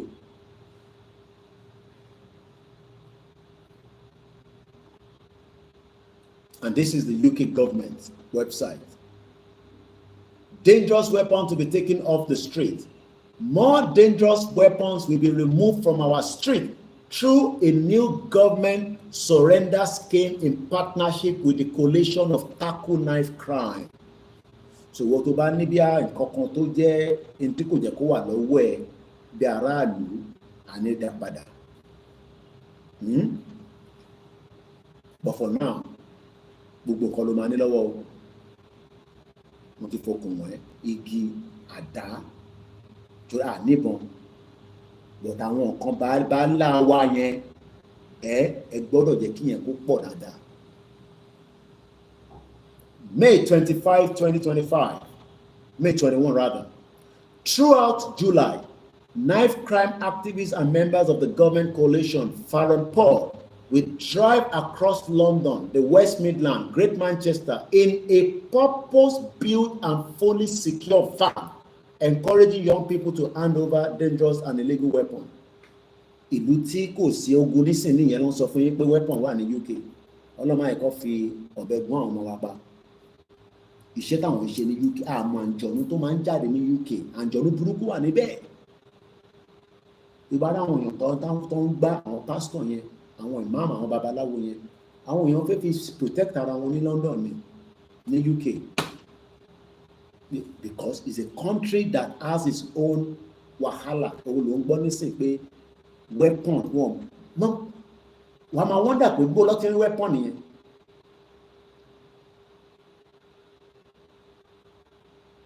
Don't let anybody fool you. You have to prepare yourself. Because Nigeria is currently at war. My account tó wà diaspora sọ fún ẹ pé èyí tí bàbá yẹn sọ kò make sense o. Báwọn náà ṣe wà Amẹ́ríkà wọ́n ń gbé ìbọn káàkiri ni o. Gbogbo wọn ló ní license ìbò. Aziz Gbadé ṣeré tẹ máa ń gbọ́ tó pè easy dollar. Ó ti lọ́ọ̀kì ìbọn tiẹ̀ pamọ́ sínú ilé ó ti fi wọ̀n mí rí. Ọ̀rẹ́ mi kan yẹn ó ti bá kùkùté lọ òní dárúkọ ẹ̀ Texas ló wà ó ti pè lórí fídíò kọ̀ pé jágàbá tèmi bí màá mi gbé sí o ọ̀bọ̀n máa ń tì pàtó náà ọmọ kékeré nínú ilé máa yẹ kẹ́ni kankan fún rẹ pé Koiki ní kó lọ rà dápamọ́ àwọn ìbọn làwọn nílẹ̀ Amẹ́ríkà o ìbọn lọ́ní o lọ rà dápamọ́ sílé bíi 3 máa fi síbi táwọn ọmọ kékeré máa ti lọ fọwọ́ tó máa gé wọn lọ́wọ́ rà pamọ́ kó fi nǹkan kó fi wé kò fi síbi tọ́wọ́ ẹ̀ máa ti lè tètè mú jáde nígbà tó bá máa ní ìdẹ̀. torí báwọn kan ṣe ń wò mí báyìí ní sánmọ́ máa pè yín àwọn diaspora kan bàbá wèrè ni wọ́n gbádùn wọ́n ti pẹ́ lamẹ́ríkà pẹ́ ní UK pẹ́ ní Canada ayé tí wọ́n ní pé KPC kò ṣiṣẹ́ wọ́n dẹ̀ mọ̀ pé APC ò níbi kankan tó ń lọ 419 ní gbogbo wọn ọ̀pọ̀ ní abroad àwọn èèyàn gidi tó ń ṣe Yorùbá nation máa ń sọ fún yín pé ẹ lọ múra sílẹ̀ dáadáa ẹ padà sí ìdílé yín máa jẹ́ kẹ́nìkan kan sọ fún ẹ pé àwọn tẹ́pọ̀ sí kankan bòkèdè irú ni ó lọ bo ògún kó bo èṣù kó borí ẹ lọ ra ẹja àárọ̀ kó gbé sórí ẹ kó ṣí rẹ sí wòwò kó bẹ Ọlọ́run pé bá ṣe ń jáde lọ yìí àṣìta àbọ̀ ní bà mí àwọn ọ̀tá wa ni kó bà á kẹ́nìkan kan fún rẹ o ilé ayé ilé ogun gidi ni ẹ̀gẹ́ni kankan sọ fún ẹ pé o mọ̀ tẹ́lú kárí tó ń ṣe o ìṣòro àwọn tó wà lábúrọ̀dì yẹn kò sẹ́wé pọ̀ ní gbogbo wọn àwọn tó gbádùn lájọ́ ń ṣe Yorùbá nation àwọn tó gbádùn ló pọ̀ nú wọn ọwọ́ mi báyìí nísìn mo rí wọn tọ́ lọ wo football lánàá wọ́n ń ṣe flag Nàìjíríà òfò Nàìjíríà àti Jamaica ìlú méjèèjì Britain ti bà ayé wọn jẹ́ àti Jamaica àti Nàìjíríà ayé àwọn méjèèjì Britain ti bàjẹ́ but àwa táwà lábúrọ̀dì àwa ń gbádùn orí gbogbo ọbọ̀ ṣe ń dán òyàtọ̀ bọ́dì tèmi gan nínú Áfíríkà torí mi gbádùn mi tí wọn náà bá ń jẹun gidi tó ń gbádùn oúnjẹ 3 ọ̀tọ̀ọ̀tọ̀ lọ́sẹ̀ inú ilé ìlànà 3 ọ̀tọ̀ọ̀tọ̀ ìkọ́kọrẹ́ àti ẹ̀wà àdàlú ìyẹn ni máa jẹ láàárọ̀ yìí nísìn tí bá ti parí program nísìn máa lọ wọ́n mọ ẹ̀wà àdàlú máa fi gàrí mú bó ṣe jẹ́ kí wọn náà máa gbádùn mi o ní láti ṣe máa tọrọ owó lọ́wọ́ èèyàn kankan láàbùrọ̀ káyé tó dáa so don't be deceived by the diaspora kan sọ fún ẹ pé APC kan 2027 ó lẹ ṣẹ́rí tó wà lé àwọn èèyàn náà máa bò ṣorí tó wà ní diaspora gangan yẹn tó bá ń sọ fún ẹ pé 2027 election máa ṣépè fún ìrún ẹ pé ìkànnì yẹn máa bọ̀ ń lè nà gbogbo àwọn tó pariwo tó campaign fún Tinubu ní London nísìn ní United Kingdom ẹ bèrè pé bó lọ́wọ́ wọ́n wálé ọ̀rẹ́ mi Balógun Èkó tó campaign fún Tinubu UK ló sì ń gbé kò ṣe máa fara bọ̀ ṣe bó ti join APC kò ṣe relocate wa kọ́ fún nílé lẹ́kọ̀ọ́ ṣèbí mo rí tó wá sẹ́kọ̀ọ́ láìpẹ́ bí a ní last year then àbí 2 years ago after Tinubu wọlé ṣe bóun ti dọ̀rẹ́ wọn nísìn ikú kankan lè pa náà irú èmi ni mo lè lọ sílé anyhow because irú àwa ló ń wá làwa ṣe wà ní exile kò lè gbé lẹ́kọ̀ọ́ Èkó tó ń jà fún gan kò lè gbé lẹ́kọ̀ọ́ UK ló ti fáyà wọn o mọ̀ why because even though bó ń ṣe ti Tinubu àti Sanwó-Olú lọ́wọ́lọ́wọ́ nísìn his life is still at threat because àwọn kan wà nínú Lagos yẹn in tó ń sọ yẹn kò tẹ́ wọn lọ́rùn because he attacks them all the time ọ̀rẹ́ mi dáadáa ni mo ní sọ bí tí a ti mọ́ra fún yín I've known him for more than 15 years oṣooṣọ́rọ̀ 20 years láti mọ́ra bọ́ ibi tá a ti mọ́ra yẹn màá fi yẹn sílẹ̀. So gbogbo wọn tán máa sọ fún yín pé Tinubu ní vision kankan. Tinubu ò ní vision fún anybody. Irọ́ ló pa. Ọmọ àlè Yorùbá ni.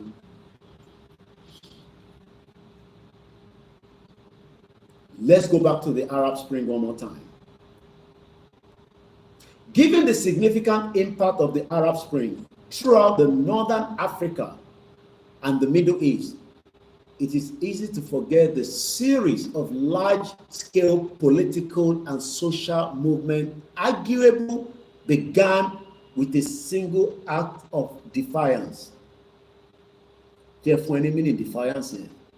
Single, ultimatum pè ní single. Bó tẹ mọ̀ ṣàmọ̀ pé ọkùnrin tó bá wà single kò tí marry nìyẹn. Tó bá ní double, ó ti marry ni, ó ti gbéyàwó kan sílé, àbó ti lọ́mọ kan tó wà. Tókùnrin bá ti ń tóbi lára, tó ti ń yọ̀kẹ̀lẹ̀, ó ti lọ́mọ kan tó ń tọ́jú ẹ̀ ní o. Àbó ti ní ìyá kan tó ń rán fún ní tọ̀ìtọ̀ì. Bó tó bá single, kò sí tó lè jẹ. Bó tó bá ti marry, ìyàwó àní baálé mi hà. Jẹ́ sọ́bẹ̀ ọbẹ̀ aláta tó ta fún yín dáadáa jẹ. Bó tó bá single, kò ní care. Tó bá single, ó lè má wálé lóru. Bó tó bá ti marry, ìyàwó á máa béèrè pé kí lẹ wá ń ṣe níta láti tẹ́ wálé baálé mi. Because ó ti ní responsibility kan tó ń check on him. So tó bá ń sọ pé single act of defiance, a fi lọ wo meaning tó ń pè ní defiance. Defiance. Kí ni meaning ẹ̀? Defiance. Disobedience. Bold. Àwa tá a bá bold, a lè ṣe Yorùbá nation gbà ń lọ gbàrà nìkan tó rẹ̀. Ẹ̀rọ pé ogun nìgbòho nínú, ó láyà ni. Àyà mímọ́, kí ló sọ? Ó ló jóògùn lọ. Ẹlòmíì gbogbo tó gbé sára nísìn tó bá gbọ́ pàápàá kò tẹ̀lé rántí pé òun ṣògùn sára á tún máa sá lọ. Whereas ẹni tó ṣògùn ní ó náà pé ṣé China ni ọmọ ọ̀bọ̀n yẹn fídíò yẹn ó ṣì wà for a very long time. Ó náà pé Tiananmen Square ó dẹ̀ dúró síwájú àwọn kí ló máa ń pa àwọn armor tank ń róòlì bọ̀ bọ̀bọ́n ẹ̀rẹ́ ọmọ ìké ó dẹ̀ lọ dúró síwájú ẹ̀ pé ó yá tẹ̀ pẹ̀mí ná ká tẹ̀ máa wo tó máa ṣẹlẹ̀. Armor tank ń wò pé kí ni lè gbé sára armor tank ò lè mú lọ́wọ́ fídíò yẹn kí o rò pé yẹn lóògùn ni. The video is there. I think it's Tiananmen Square. Ẹni tó bá rántí kí n sáré Google ẹ̀. Ṣẹ́ni tó ṣì ń béèrè pé òun fẹ́ gba day off níbi iṣẹ́, ṣé yẹn láyà láti wá ṣe rally? Because wọ́n ti lè phantom ìtagbé dání. Most of you cannot phantom it. Iṣẹ́ tẹ máa ṣe tán ní san pension fún yín after 30 years. Wọ́n ò ní san pension fún ẹ. Ó bá kò síbi iṣẹ́ tó wà nínú Nàìjíríà nísìn tó ní value kankan fún ẹ ju pé wọ́n lù ẹ́ lọ́wọ́lọ́wọ́, wọ́n rí yín lò. Tó bá sick nísìn ṣé wọ́n lè tọ́jú ẹ̀. Àwọn tó jẹ́ time tèmi wà ní Adéníjì Àdèlé kọ́nà fọ́nrán county mi. She worked in the First Bank. Throughout of ṣiṣẹ́ ní First Bank, a ní access sí hospital tó ń lò ní Èkó bẹ́yẹn, private hospital ni mo ní dárúkọ. The fact that she was working in the First Bank ló san gbogbo bíìlì yẹn níjọ́ náà lọ́hùn. Táwa bá kọ̀ ti débẹ̀, kakọ̀ fún wọn lórúkọ, wà á dẹ̀ treat wa, wọn ń béèrè owó lọ́wọ́ wa, bíìlì padà lọ sí. Ṣé fi pé yẹn ṣì wà ní sìn ṣá fáwọn tó tẹ̀ ṣiṣẹ́ ní First Bank? Ṣáwọn tó ṣiṣẹ́ ní báǹkì ní access yẹn nísìn? Béèrè lọ́wọ́ ọ̀rẹ́ tó ṣiṣẹ́ ní bank ní GT tó fi parẹ́ sí Nàìjíríà lọ́rùn lórí cashier. Ó lè ló fẹ́ jà ní, ó wá àkáǹtì ọmọ diaspora. tó jẹ́ pé wọ́n ń dá sínú àkáǹtì yẹn tó dẹ̀ mọ̀ pé àkáǹtì yìí ẹni tó ní Amẹ́ríkà ló wà, bó ṣe máa wọ́ owó yẹn lòun wá. tó bá ní banking sector ibẹ̀ ló lè pọ̀ sí jù láyé yìí, olè tó wà nínú banking sector òun ló lọ náà nǹkan yẹn. wọ́n wò mí báyìí nísìn àwọn criminals, àwọn tó fẹ́ Yorùbá nation nìyẹn. wàá kọ́ máa wọ́ndà pé báwo ló ṣe ń gbé lifestyle báyìí, ṣé cashier yín náà ló ń ṣe nínú bank? kò ṣe cashier mọ́, ó ti di bàbá olè criminal sínú bank, ó ti di jàgùdà, òun ló mọ bówó ṣe move láàrin inú bank. àwọn tó wá jẹ́ ọ̀gá wọn, àwọn ọlọ́mọ náà, àwọn yẹn náà ti di bank owner, ó ti mọ̀ wọ́n náà lókè. àwọn ọ̀tẹ́dọ́lá tó lé lé mi, ó lè ní gbogbo wọn ẹ̀ pọ́ńpà. mo rí BJ copy láàárọ̀ yìí, ó kó ti Bible phrase, ó dà pé kò tí ì rọkọ̀ 30 years old, ó wá ní Bible phrase Isaiah 54. àṣẹ nǹkan kan á máa dun ọmọ olówó náà, ẹ bó ṣe máa rí nìyẹn. nǹkan kan á máa dun ọmọ olówó, bó ṣe tálákà kẹrẹ dẹ̀ ti gba sí fúnra wọn, ó ti bímọ 3 síta, àwọn ọmọ ń lé káàkiri báyìí nísìn. dáàdì ẹ ti sanwó skul mi, wọ́n máa yọ mí lẹ́nu jàre, Nàìjíríà yóò gbádùn. òun wọ́kọ nísìn, ìrìpínlẹ̀ ayé ò settle down. bẹ́ẹ̀ ni, níbo ni bá bẹ́ẹ̀ ti rówó ni mo máa ń béèrè lọ́wọ́ yín. níbo ni Fẹ́mi Ọ̀tẹ́dọ́lá láti rówó? kó wá sọ fún mi. bomb bastard all over the place, àwọn olè, àwọn jàgùdà. níbo ni Tony Elémelu tó ní UBA, báwo ló ṣe ní? èyí tó kú dànù nínú helicopter, ò ń ṣàánú ẹ̀. kí ni kàn mí, ó kú dànù ní gbogbo ọ̀rẹ́ táwọn fẹ́ para wọn sí property ẹ̀. èyí tó ní ṣe Sky Bank àbí GT àbí Savannah Bank lẹ́gbẹ̀ẹ́, ó kú dànù sí Amẹ́ríkà, ó pa wèrè dànù.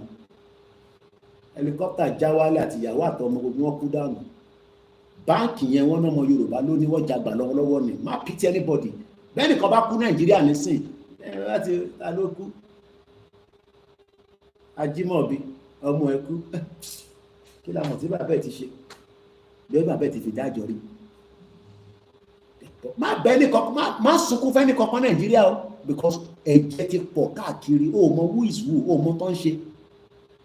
especially àwọn tẹ́ ń pè láwọn olóṣèlú yìnyín àtàwọn ọba, ẹni tó bá kú náà wọn láti wẹ̀ RIP, ó dàbọ̀, àkútúkù ẹ̀ lọ́rùn. kí láǹfààní wọn tó bá wà láyé? àwọn kan wà ní síta gbàdúrà pé káwọn mú wọn lọ́jàre. ìwọ náà mọ̀ wọ́n ní láti ń dárúkọ tẹ̀ kí lọ Ọbásanjọ́ ṣe láyé. kí ni ìwúlò Ọbásanjọ́ fèmí àti ẹni sí? lọ sí fáàmù ẹ̀ nísìn tó pè ní Ọbásanjọ́ fáàmù, ṣóun ló ní irú fáàmù yẹn? a máa yàgò fáàmù yẹn, oúnjẹ pọ̀ níbẹ̀, ẹ yàgò fáàmù yẹn, bá máa kó gbogbo oúnjẹ jáde. ìtò tó máa dá oníbi máa pẹ́ Ọbásanjọ́ fáàmù àbẹ̀, a máa yàbò gbogbo àwọn ẹlẹ́dẹ̀ yẹn. èmi ò kúkú mọ ẹlẹ́dẹ̀ jẹ, èdè mọ ẹlẹ́dẹ̀ jẹ, ẹ bá gbé dàgbà gbàgbàgbà pẹ̀lẹ́dẹ̀ dànù pẹ́ fọ́ ẹlẹ́dẹ̀ síta, àwọn èèyàn máa jẹun lọ. in tó ń pọ̀ tó máa dùn ní kí ní kan ìpọ̀lọ̀ Ọbásanjọ́ fáàmù òun lónìí ni gbogbo wa la ní fáàmù yẹn nísìn. Ọbásanjọ́ fáàmù yẹn gbogbo wa la ní, a máa yábò bẹ̀. bẹ́ẹ̀ ni mo sọ fún tírálì bá bẹ̀rẹ̀, alẹ́ wọn máa sẹ́ndì oúnjẹ sí nígbà tó Ọbásanjọ́ tó fowó ilẹ̀ Yorùbá tó fi jí fáàmù, ṣóun ló ní fáàmù yẹn? ṣèbí fáàmù tó ní kọ́ lọ lò fún Nàìjíríà ni, tó sọ de tiẹ̀, tó sọ de Ọbásanjọ́ fáàmù. àwọn olè kí ló ṣe láyé tó bá kú dànù? àwọn bomb bastard.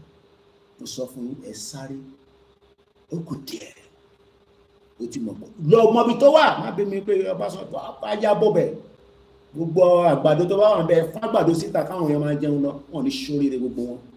àwọn stockpile oúnjẹ sílé, èmi ò mọ̀ bí ẹlòtọ́ ni wọ́n ní plane máa ń láàdì síbẹ̀ tó ń gbé oúnjẹ jáde. I don't know how true that is. mo ti gbọ́n yẹn ti pẹ́, òṣìṣẹ́ ọ̀gá tẹ̀ tó bẹ̀rẹ̀ movement. cargo plane ó máa ń láàdì síbẹ̀. ṣèbárí kan arí airstrip ní Kogi, wàá rò pé desert níbẹ̀ yẹn pé bí igbó, wọ́n wá create ibi tí plane láàdì sí nìkan, àmọ́ tó ń kó níbẹ̀ ní Kogi state. ṣèbí gbogbo ilẹ̀ rí fídíò yẹn, wọ́n gbádùn, wọ́n ṣe ọ̀tọ̀ lóríṣiríṣi kan lọ. à ń sọ fún wọn negotiate now. so defiance, ká má kúrò níbẹ̀. ìtàn pè ní defiance òun ni wàá wà bold, o máa disobey gbogbo tó ń pè Nàìjíríà tá a bá ti jáde fún rally o. anything tó bá ti jọ́rọ̀ Nàìjíríà ìjọ tá a bá ti jáde fún rally, you are not going to listen to it anymore. for now o sì lè máa listen sí o, tọ́lọ́pàá bá mú ẹ tó bá pè wá àbí ìlọ́wọ́ ọlọ́pàá kí ló ṣe ṣó jalè ni kò jalè ẹ fi sílẹ̀ ẹ wọṣọ Yorùbá nation tó bá dẹ̀ fi sílẹ̀ ìtàbá lè ṣe àṣẹ fún má jalè má fi Yorùbá nation lọ jalè àní kò jalè má lọ wọnú ṣọ́ọ̀pù ní ṣọ́ọ̀pù wá ní òṣè Yorùbá nation wọn ò lè nìyẹn má jalè àfi Yorùbá nation jalè Ọbásanjọ́ fàmì yẹn kò ń sọ̀rọ̀ olè a máa wọ bẹ́ẹ̀ a máa yàwó bẹ́ẹ̀ oúnjẹ pọ̀ níbẹ̀ wọ́n lè kó gbogbo oúnjẹ jáde nísìnyí bó wọn kọ́ lọ máa kó jáde wọ́n lè kó jáde èyí wá dẹ̀ ti ní movement truck jáde nínú Ọbásanjọ́ farm ẹ tẹ̀lé truck yẹn kẹ́ mọ́ bí tó ń kó wọn lọ ẹ lọ mọ gbogbo bí tí wọ́n kó oúnjẹ sí nísìnyí gbogbo iṣẹ́ tẹ̀ ká máa ṣe nísìnyí nìyẹn wọ́n ti stockpile oúnjẹ káàkiri tó fi pín fún 2026 olórí burúkú làwọn olóṣèlú they are bomb bastard wọ́n ti tọ́jú gbogbo oúnjẹ pamọ́ ẹ lọ mọ gbogbo silos pátá tó ń bẹ nílẹ̀ Yorùbá kẹ́ mark it down ẹ mark it down pé bíbá Indomie lẹ kó síbẹ̀ pálí tẹ́fẹ́ pín fún election àwa máa pín nígbà tí rally bá dé ẹ fọ́n síta fáwọn èèyàn wa máa jẹun lọ Yorùbá jókòó ní ọmọ tó máa ṣe nísìn òun kánjú pé rally ò tí ì dé bí i time tó ṣe lọ máa ṣe checklist ẹ máa monitor àwọn truck táwọn government ń gbé tó ń gbé ká ìmí wọn kó àwọn náà ti pọ́n ẹ̀yin lẹ máa tẹ́lẹ̀ tẹ́lẹ̀ pé truck tó ń lọ yìí kí ló wà ń bẹ̀ oúnjẹ tó ẹ̀kọ́ pín fún yín òun ló ń tọ́jú pamọ́ fún 2027 ìmí máa bu ó bẹ́tà ká jẹ́ nísìn gbogbo yín lẹ rí gbà tí wọ́n jáde fún nígbà COVID oúnjẹ yìí ti bú o kí lẹ wá tọ́jú oúnjẹ so now wọ́n tuntun stockpile oúnjẹ tó máa ká àwọn olè wọ́n ti stockpile wọ́n wò mí báyìí àwọn olóṣèlú yẹn èmi ti mọ tí yóò látànù nísìn ó wà nù yàrá ẹ̀ ló tẹ̀ báyìí nísìn bí a nígbà tí ráàlì bá dé inú yàrá ẹ̀ la máa ka mọ́ àwọn sunú air condition ẹlòmíì ò tẹ̀ mọ́ air condition ṣe rí lára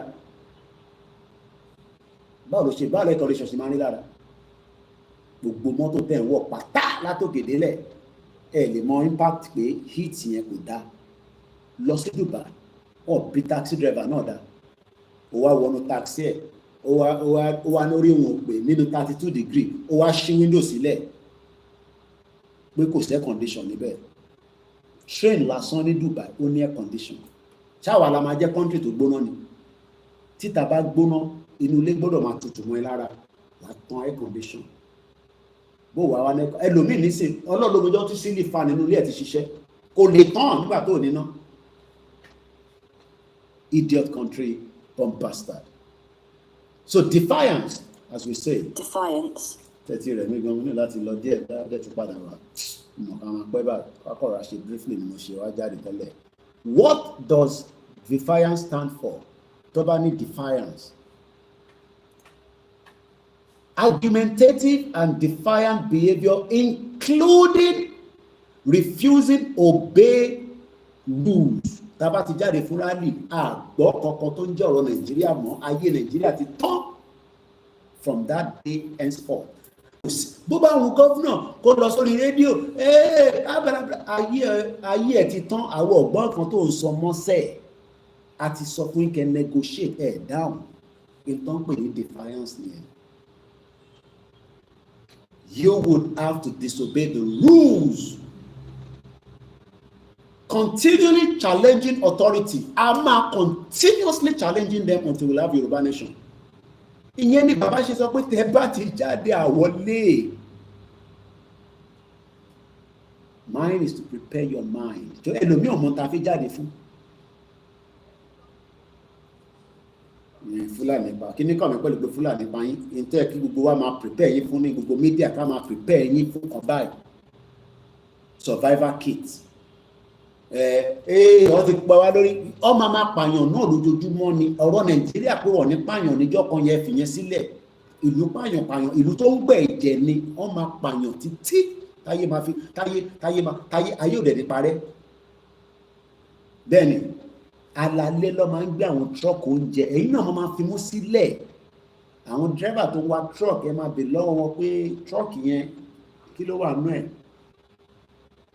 ọ̀gá wo lè sọ fún yín tó wà nú ẹ̀ àwọn bàbá àgbàlagbà yẹn àwọn tí òmùgọ̀ ni wọ́n tó bá ti fún wọn ní pennies chicken change àwọn kan ló offload oúnjẹ yẹn.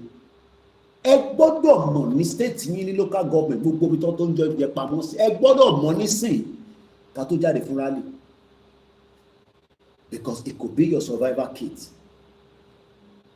Koiki ló ń jẹ o, ṣé gbogbo ká lọ máa tọ́jú oúnjẹ pamọ́ yìí o, oúnjẹ dẹ̀ sùn. Ẹlòmíì nísìn ẹgbẹ́ ilé ẹ̀ báyìí lọ́kọ́ gbogbo oúnjẹ sí báyìí kò dẹ̀ mọ̀ ó kàn so oúnjẹ torí pé kò wà observant, ẹ wà vigilant.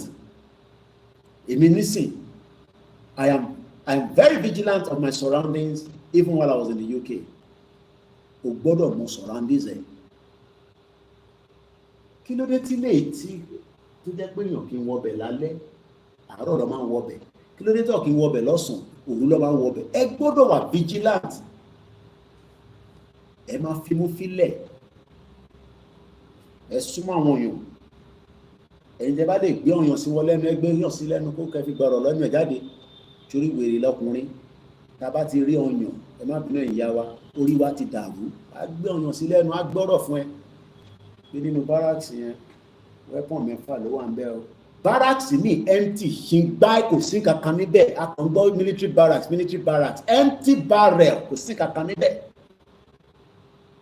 Wàá wá gbé amọ̀ tanki tí kò ní, amọ̀ tanki mi tó gbé sí Ìkẹjà yẹn kò sí kankan níbẹ̀, empty barrel ní olùṣe ni wọ́n ti ta gbogbo ẹ̀. Ìbá gbọ́nà mo sọ fún yín pé wọ́n sọ pé sójà ti ta weapon. Ẹ̀yin kan rò pé ọlọ́pàá tó gbé bọ̀dá nìyẹn kò sí, ẹlòmíì wọ́n ka búlẹ̀tì sí lọ́wọ́ ni, 6 ni. Tó bá yìn kan gbàgà pé kẹfì sá lọ ni. Ẹ wá dúró, ó tún yìn mí. Ẹ máa kà, ẹ máa smart ni.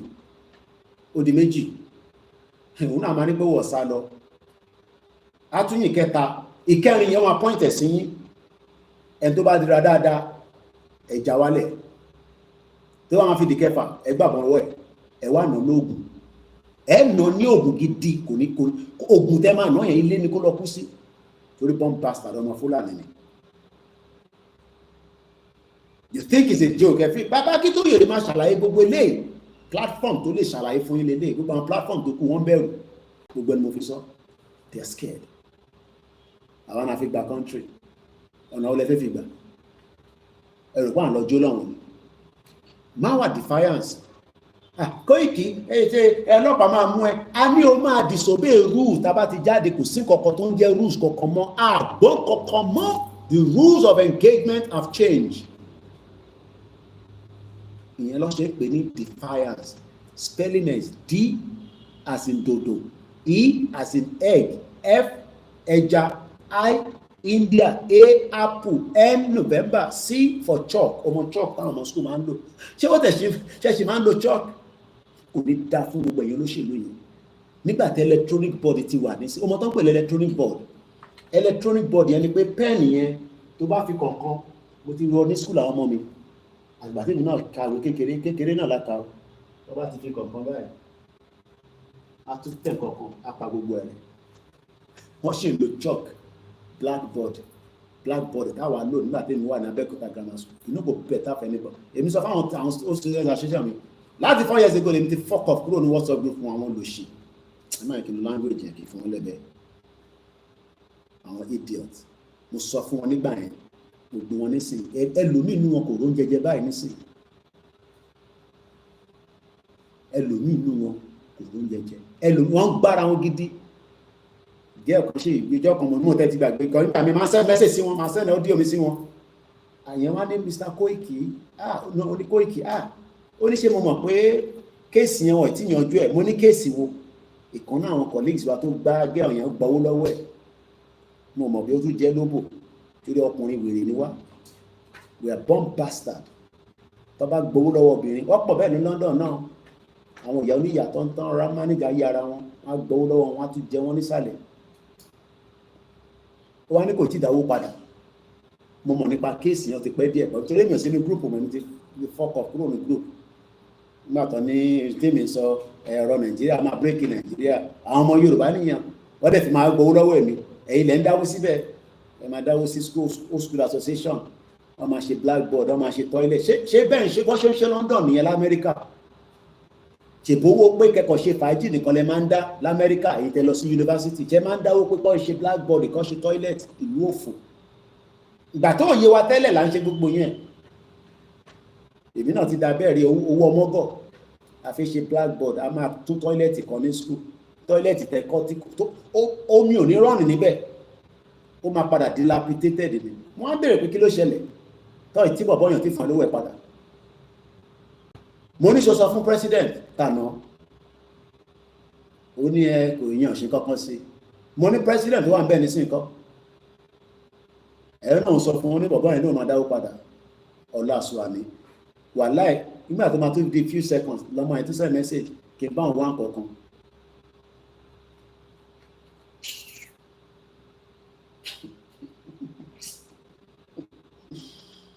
àwọn tàjọ lọ sí school nìyẹn nígbà tí ma kọ́kọ́ rí àwọn tàjọ lọ sí school gbàrà tí mo wá lé ní 2015 mo máa ń bẹ̀rẹ̀ mo bẹ̀rẹ̀ pé ṣọ́ sick ni báwo lè ṣe wọ́n wò pàpà báyìí wọ́n náà wọ́n sick so báwo lè gbogbo ṣe wọ́n wò bẹ̀rẹ̀ tó sick and that was 2015 kàmáì ti wà sọ nísìn tí Tinubu fún ẹkùn anybody pa báyìí owó yẹn àti owó báyìí nísìn anybody báyìí nísìn ready láti stab ẹ for 1,000 naira tọ́ba ní lọ stab ẹ kò gba 1,000 naira á dẹ̀ lọ stab ẹ situation tó wà nílẹ̀ Yorùbá nísìn nìyẹn ṣe wọ́n dà síbúrà tó ń sọ pé kò pọ́n ẹ́ àwọn tó fi sílẹ̀ sílé Tinubu ti fìyà jẹ wọ́n àwọn ló máa ṣe jàǹbá fún yín àwọn ló máa sọ pé ṣòrí wúmà yẹn alájà ni ó ṣẹ̀dé ni òun lẹ̀ nìkan ló ń dágbélé o àbí ká lọ yẹ̀ wò ọlọ́run máa mú wa. Many things are happening in Yoruba land because the devil mind ẹni tó jókòó tó rí nǹkan kan tó fẹ́ ṣe devil mind ni oríṣiríṣi ló máa wá sí forward iwájú ẹ̀ ṣe ń lọ́bẹ̀ ṣe má lọ ẹni tí ṣùgbọ́n dẹ̀ lónú wọn aya ó lọ nìyẹn àwọn ò lọ nìyẹn ẹlòmíín tó fi lọ ṣe yẹn kò fi ṣe but the situation of the country right now is terrible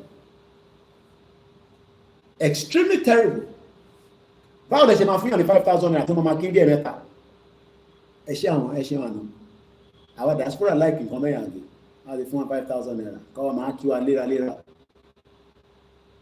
tó bá yẹ pẹ̀lú tó ń ṣiṣẹ́ tẹ́nìyàn rí 5,000 ní every hour tó jẹ́ pé 5,000 lọ́n sọ fún per hour ṣé wọ́n máa bá yín fún 5,000 naira ìyẹn la ṣe ń sọ pé a máa wà defiance tàbá ti jáde fún rally àgbọ̀ ṣe gbáìmọ́ we are going to refuse to obey the rules òun ló ń pè ní defiance ìtọ́ṣe ní Arab Spring nìyẹn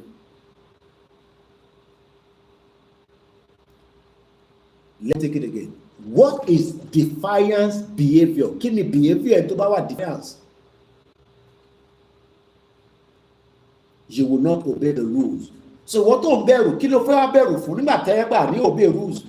Ọlọ́pàá tó fẹ́ lọ bá tó fẹ́ wá bẹ̀ yẹn òun wọ́n ti ń wo pé ilé ìtọ́ ti sọ fún àwọn ọmọ yìí pé kó gbóògùn dání kó mú àdá dání. Ọlọ́pàá náà máa tún wò. Èyí náà ni kẹlọ sórí social media ẹ mọbi tó wà ẹni mọbi tó wà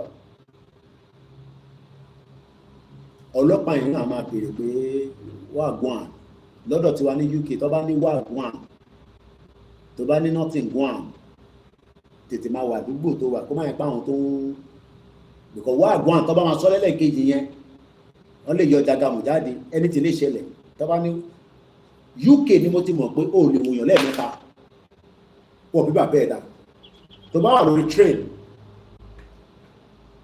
ẹni tó ń wò yẹn tójú bá ṣe lẹ́ẹ̀mẹ́ta wọ́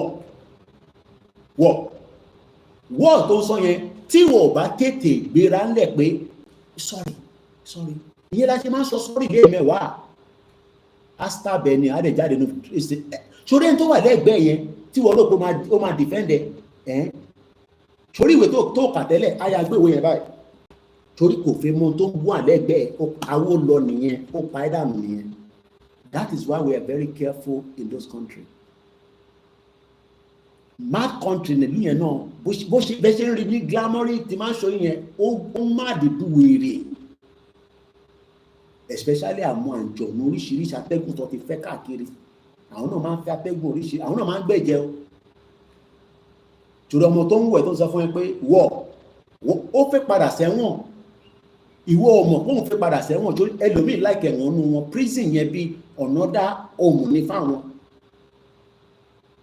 adẹ́sítábẹ́ that's why eye contact in the UK àkínwóra wa lẹ́ẹ̀mejì tó bá ti wò lẹ́ẹ̀kan tóun náà wò ẹ̀ tó bá smile sí ẹ òkè wà òkè nìyẹn díẹ̀ bọ̀ tó bá ti wò ẹ́ ní wò tó mọ spirit tó gba jáde kúrò nílé ẹ̀ wọ̀ tó wèrè tí wá pọ̀ dúdú sí dúdú àmúrò àjọ̀nù tó wà ń bẹ̀ wọ̀ UK ni mo ti mọ̀ bá àwọn ọmọ kan wọ̀ bí bàbá wọn dá kọ́ lọ sí ọ̀nà dá bọ̀ trainers lọ́ máa fi ń dára wọn mọ̀ trainers àwọn kan wà wọ́n mọ trainers tó ń lò ládùúgbò yẹn tẹ́lómi bá dádùúgbò yẹn tó wọ̀ ọ̀nà dá trainers wà àdúgbò yẹn bó ṣe ń wọ àdúgbò yẹn lọ́tún máa rí pé eléyìí ò ń ṣara wọn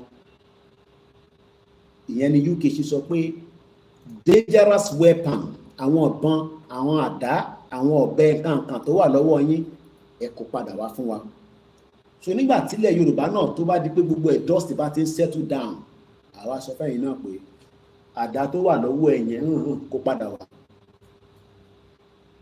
padà wá okay let me end it now like this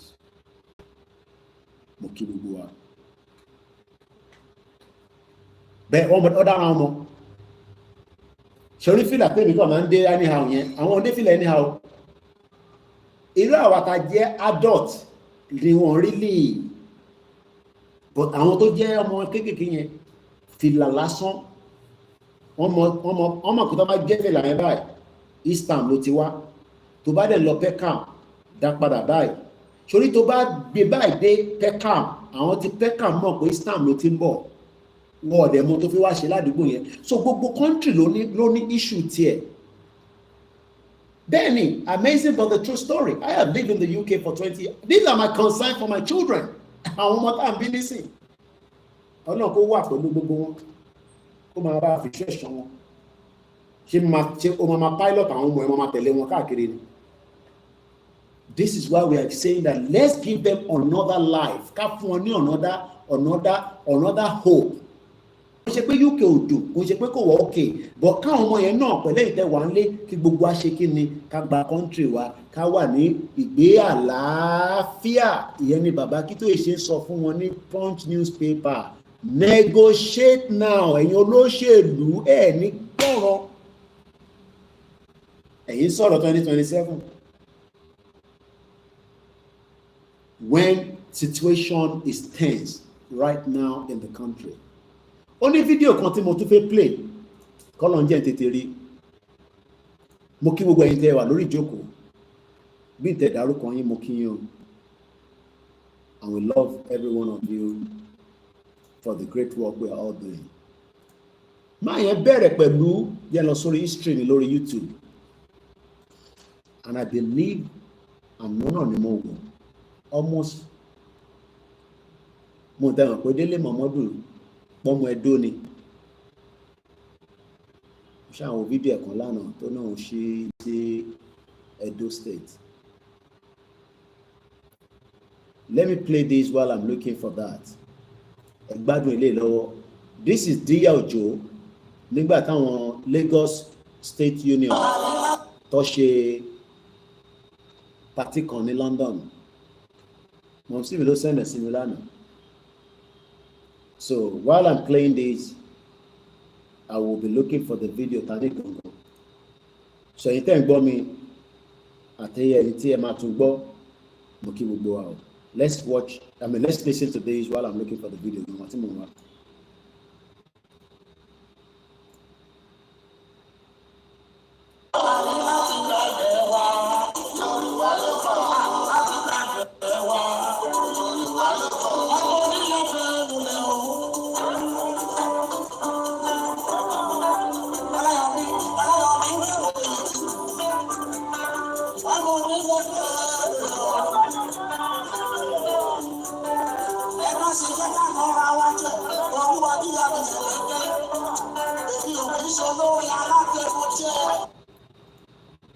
bó ṣe jẹ́ kí gbogbo àwọn olórin máa kọrin nísìnyí, àwọn wèrè, àwọn bomb bastard, gbogbo wọn pátápátá, àwọn ìkà. Olórin ilẹ̀ Yorùbá gbọ́dọ̀ máa prepare wa nísìn. Ọmọ nílẹ̀ fẹ́ ló lẹ̀ o, èmi ò ń ṣe olórin alátẹnujẹ. Níjọ́ yẹn mo notice pé ẹni tó jẹ́ bí a manager ó fi máa fún lọ́wọ́ pé Koiki ló wà wájú ẹ̀ máa lọ máa kọ Yorùbá nation náà àríra àwọn ọmọ UK tó máa pò á mọ́. Ó dáhùn mo rí èmi ẹ mọ̀ pé body language àwa máa ń wò ní abroad, body language. Ó fàyè lẹ́sẹ̀kẹsẹ̀ ní pé kí ló mean ọmọ Yorùbá lòun wọ́n pààrọ̀ òun Ìgbòho jáde, òun fẹ́ kí Ìgbòho, òun fẹ́ kí Koiki, òun fẹ́ kí àwọn ọmọ Yorùbá nation, òun ní kóhun dákẹ́. Kọ́ má pè òun sí, kọ́ má pè òun mọ́, kọ́ má pè òun mọ́ sí anywhere ní London. This is what makes people different. 2 years ago ní fídíò yẹn mo sì mi ló kọ sẹ́ndẹ̀ sí mi, ẹ lọ gbọ́, mo ti share link ẹ̀ síta, kẹ lọ gbọ́wọ́ sí kẹrù. Imagine tó bá jẹ́ gbogbo àwọn olórin gbogbo wọn ló ń ṣe orin, ló ń kọrin báyìí, wọn ní kọ́ ó lè ní gbogbo wọn bó ṣe máa tún prepare wọn. Ó yá Tinubu dàgàbá, ó yá ẹ wá ṣe jump kan máa kọrin ní Kòròdú, kọrin ní this, kọrin nígbà.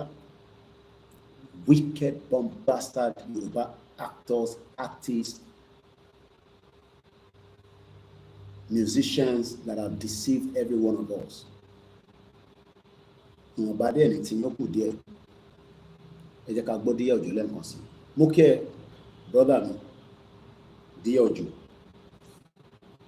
30 minutes straight lórí yẹn non-stop.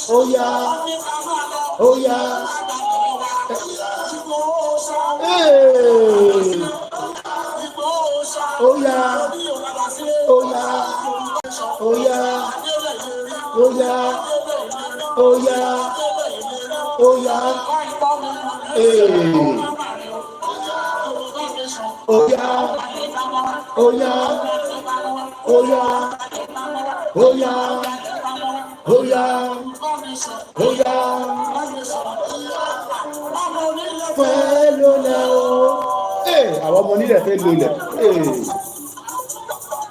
Àwọn ọmọ ìlànà àpílẹ̀ nígbà ìlélẹ̀. Ìgbówó ṣà. No going back. Yorùbá nation ti wá ní. Kẹgbà.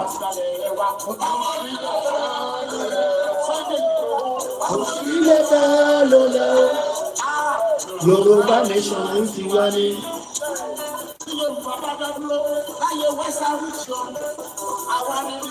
Bẹ́ẹ̀ni, bẹ́ẹ̀ni, ṣẹ̀ráyé, bẹ́ẹ̀ni, ó ti bàjẹ́, owó ni wọ́n jẹ, owó ni wọ́n mú. Ẹjẹ́ fáwọn ọ̀rẹ́ bí òun kọ́ rí díẹ̀. Yéè, yéè.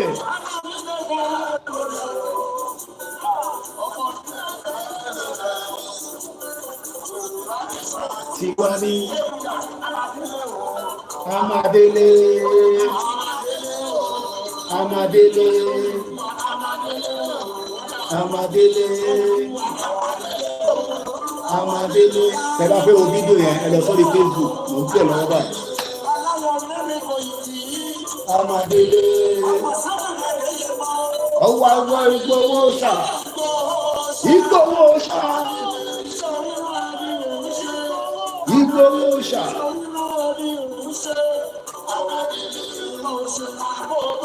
Bẹ́ẹ̀ ni kò ṣe kàkó tó lówó. Jẹ́ kọ́ mọ̀. Lórí Adélé. Jẹ́ kọ́ mọ̀. Jẹ́ kọ́ mọ̀. Jẹ́ kọ́ mọ̀. Jẹ́ kọ́ mọ̀. Jẹ́ kọ́ mọ̀. Àwọn ìyá Oòduà ní UK ìgboro ti dàrú níjọ́ yẹn. Ọmọ nílé bẹ́ẹ̀ ló lọ. Òkú adúláwọ̀. Amadele. Bàbá Akintoye. Amadele. Amadele. Amadele. Tiwani. Tiwani.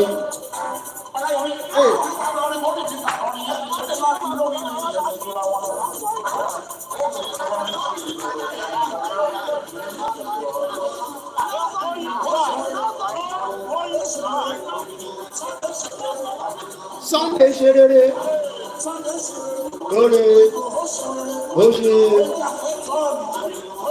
oúnjẹ àfẹ́tọ́ọ̀lù yéè tí àjò ti gbé adébẹ̀ láàárọ̀ yìí omi àwọn àtọ̀rin ìwà àwọn Fúlàní wèrè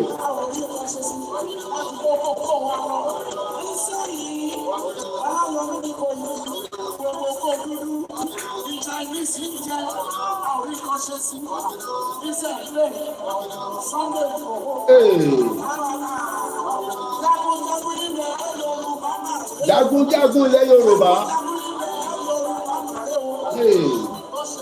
ó ṣeun rere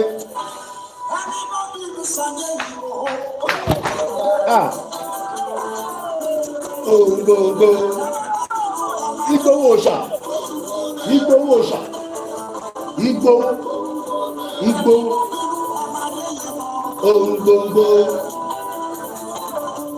ògbòǹgbò ògbòǹgbò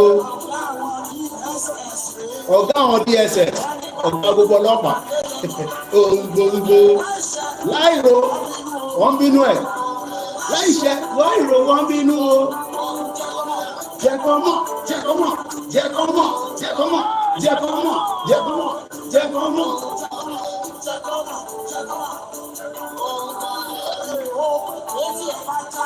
Olúwa dí àmì òjò ohun gbogbo ohun gbogbo ohun gbogbo ohun gbogbo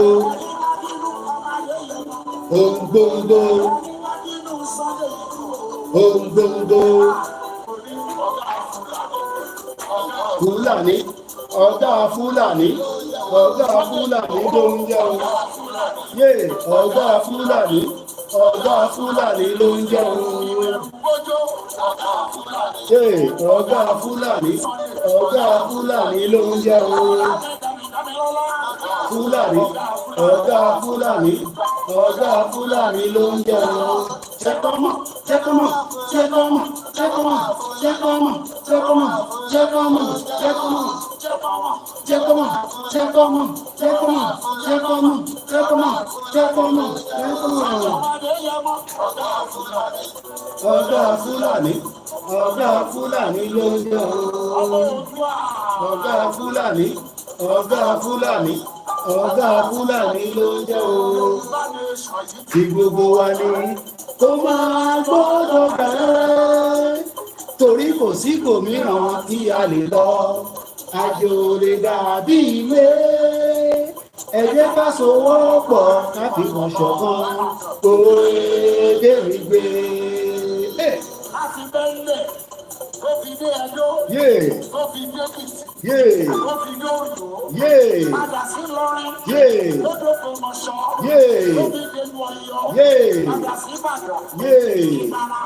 Hey ya. Hey ya. Hey. Kábíyèsí ẹ. Yeah. Tiwa ni Yorùbá nation yìí la máa ṣe. Yorùbá nation yìí la máa ṣe. Yorùbá nation yìí la máa ṣe. Yorùbá nation yìí la máa ṣe. Yorùbá nation ni a ṣe. Yorùbá nation yìí la máa ṣe. Yorùbá nation yìí la máa ṣe. Yorùbá nation yìí la máa ṣe.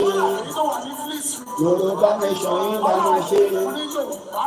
Yorùbá nation yìí la máa ṣe. Yorùbá nation yìí la máa ṣe. Yorùbá nation yìí la máa ṣe. Yorùbá nation yìí la máa ṣe. Yorùbá nation yìí la máa ṣe.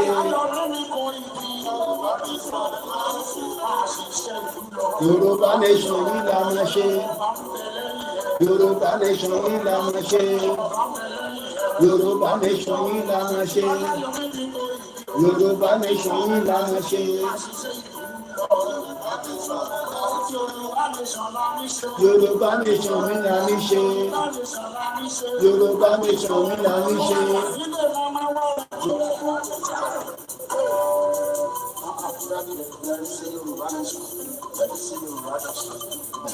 Lẹ́yìn òṣèré Yorùbá nation ni ẹbí máa lọ máa sọ̀rọ̀ sí mánéjà lẹ́nu. Mánéjà tó máa lọ sọ̀rọ̀ sí díyà òjò lẹ́nu. Ẹ̀yà.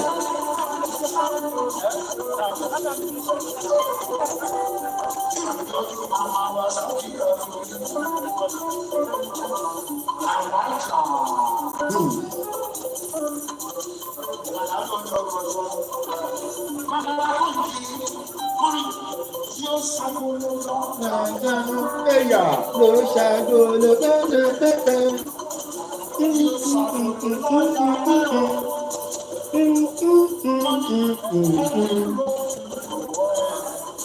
Yóò ṣàgolo kẹ́yìn ayé ẹni. Ẹ máa ṣàgolo lọ́jà ni gbogbo ẹ̀yin tẹ̀ ń bí tẹ́lẹ̀ Yorùbá. Ẹ máa ṣàgolo lẹ́yìn ni. Ẹ máa ṣàgolo lẹ́yìn gbogbo wa ni. Become pastor. Mo kí ẹja ara bẹ́ẹ̀ rújọ.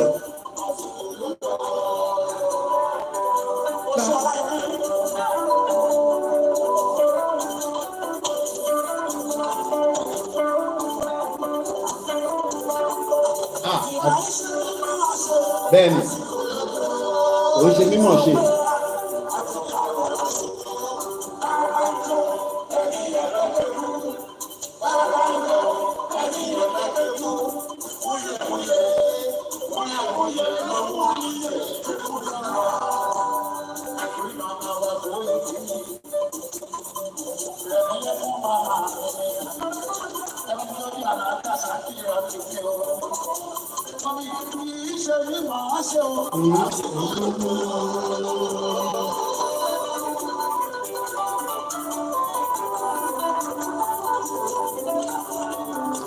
Mo ti gbé yín débẹ̀ láàárọ̀ ẹ̀ mo kí bàbá wa Díyà Òjó.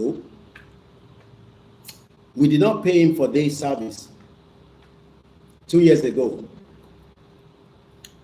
A kò pàdé ní Lagos Union Club, I believe end of their party. And this is how we are meant to operate as Yoruba people. Even though níjọ́ yẹn ọmọ Yorùbá ń sọ sí létí pé ó lè ṣe lè tó fi ṣe yo. Àwọn tó pè gan sórin gan, I don't think they had any problem. Even tó bá ní problem kí ló máa ṣe sí. Wọ́n ṣe ọmọ Lagos State. I will leave the rest for another day. We love you, dear Ojo. I can't find a video that was going to give us probably hour me another time. It's exactly 3 hours into the program, and I believe I need to call it a day. This is how we start the new month. And to miss any part of the broadcast, ẹ padà sẹ́yìn kẹ́ lọ tún wò. Gbogbo tẹ́ fẹ́ mọ̀ nípa pé defiance a máa disobey rules tàbá ti jáde fún rally. A ní gbọ́ kankan tó ń yọ̀rọ̀ Nàìjíríà lọ kankan mọ́ pé tiwa ti Àṣàkẹ́ ó ti gé tiwa lọ. Ẹni tó ń béèrè nọ́mbà mi wà very open, kò ń ṣe nọ́mbà tẹ́ máa wá kiri. Tẹ́ bá lọ sórí website mi ẹ rí nọ́mbà mi, tẹ́ bá lọ sórí Facebook ẹ rí nọ́mbà mi. Mo kí bàbá Victor Ajílẹ̀yẹ, mo kí brother mi gbọ́n mi Ọláni, mo kí ẹ̀yin tẹ́ wà ní all over the world, ẹ̀yin ìyá wa, mo kí àwọn Biafra, mo kí Hausa. We are not fighting anybody.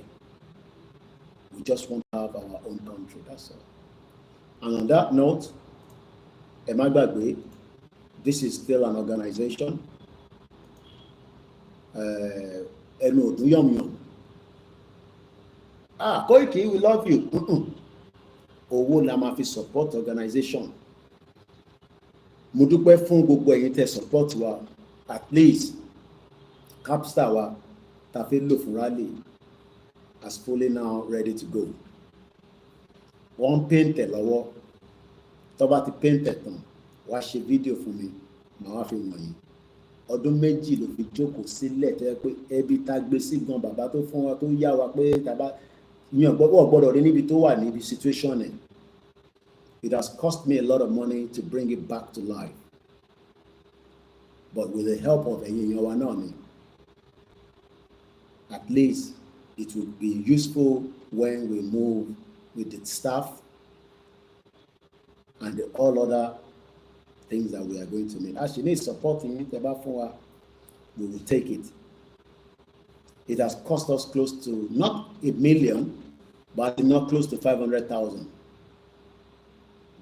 Brand new tires, brakes pad, engine oil spray anything. Once you lower the last week. Hopefully the weather will be good enough. Koda money cost extension so that bójú bá ká wa mọ́ àwọn staff mi àbò orí van yẹn iṣẹ́ máa lọ lórí ẹ̀ non-stop 24/7. So we are ready to roll out as a media. Ọlá yín náà ni tó bá yẹ pé mi náà náwó tẹ̀ ní Koiki ó yá lo ilé ṣe ilé irú mọ́tò yẹn akọ̀ ìjókòó síbẹ̀. Tẹ́ bá mọ state of situation tó wà tẹ́lẹ̀ Capstar ni. Ẹni tó dẹ̀ yá wa láti ìgbà tó ti yá wa pé tá bá ti rẹ́dì ká dá padà láti 2021 ló ti wà lọ́wọ́ mi. Àwọn tó trust wa, àwọn kan tí torí you speak to many people ní 2021 aṣáàdúpẹ́ fọlọ́run but we still have those that believe in us. So we have been able to revive it back. I'm so happy to see the situation. Mo fún wọn mọ̀ sí Milano. She was shocked. Yeah. Kódà ibi tá park ẹ̀ sí àwọn ẹ̀gbọ́n lè béèrè pé ṣé ṣọ́ọ̀pù ẹ̀ sì fi lo mọ́tò yìí? Ìtàn fi ń pè ní ẹnu òdú yọ̀mùyọ̀mù. Everything has now been brought back to life. Side mirror, pointer, everything, and some other things that we cannot reveal for security reasons. So there are still things that we can do. Níṣẹ́ kankan nísìn, ìrọ̀lẹ́ ń pa, no problem. Ṣé àmọ́ rántí pé we cannot still wait for you. We will go ahead when the time comes. Ìwọ̀nba tá a bá nínú la máa lò. Àìmọye mọ́tò tó wà nílé tá a máa rí lò. Tó bá ti di gbàsígbò, ká bọ́ sórí M1. Mọ́tò máa pọ̀ rẹpẹtẹ, at least just to start with lélẹ̀. Mọ́tò máa yapa.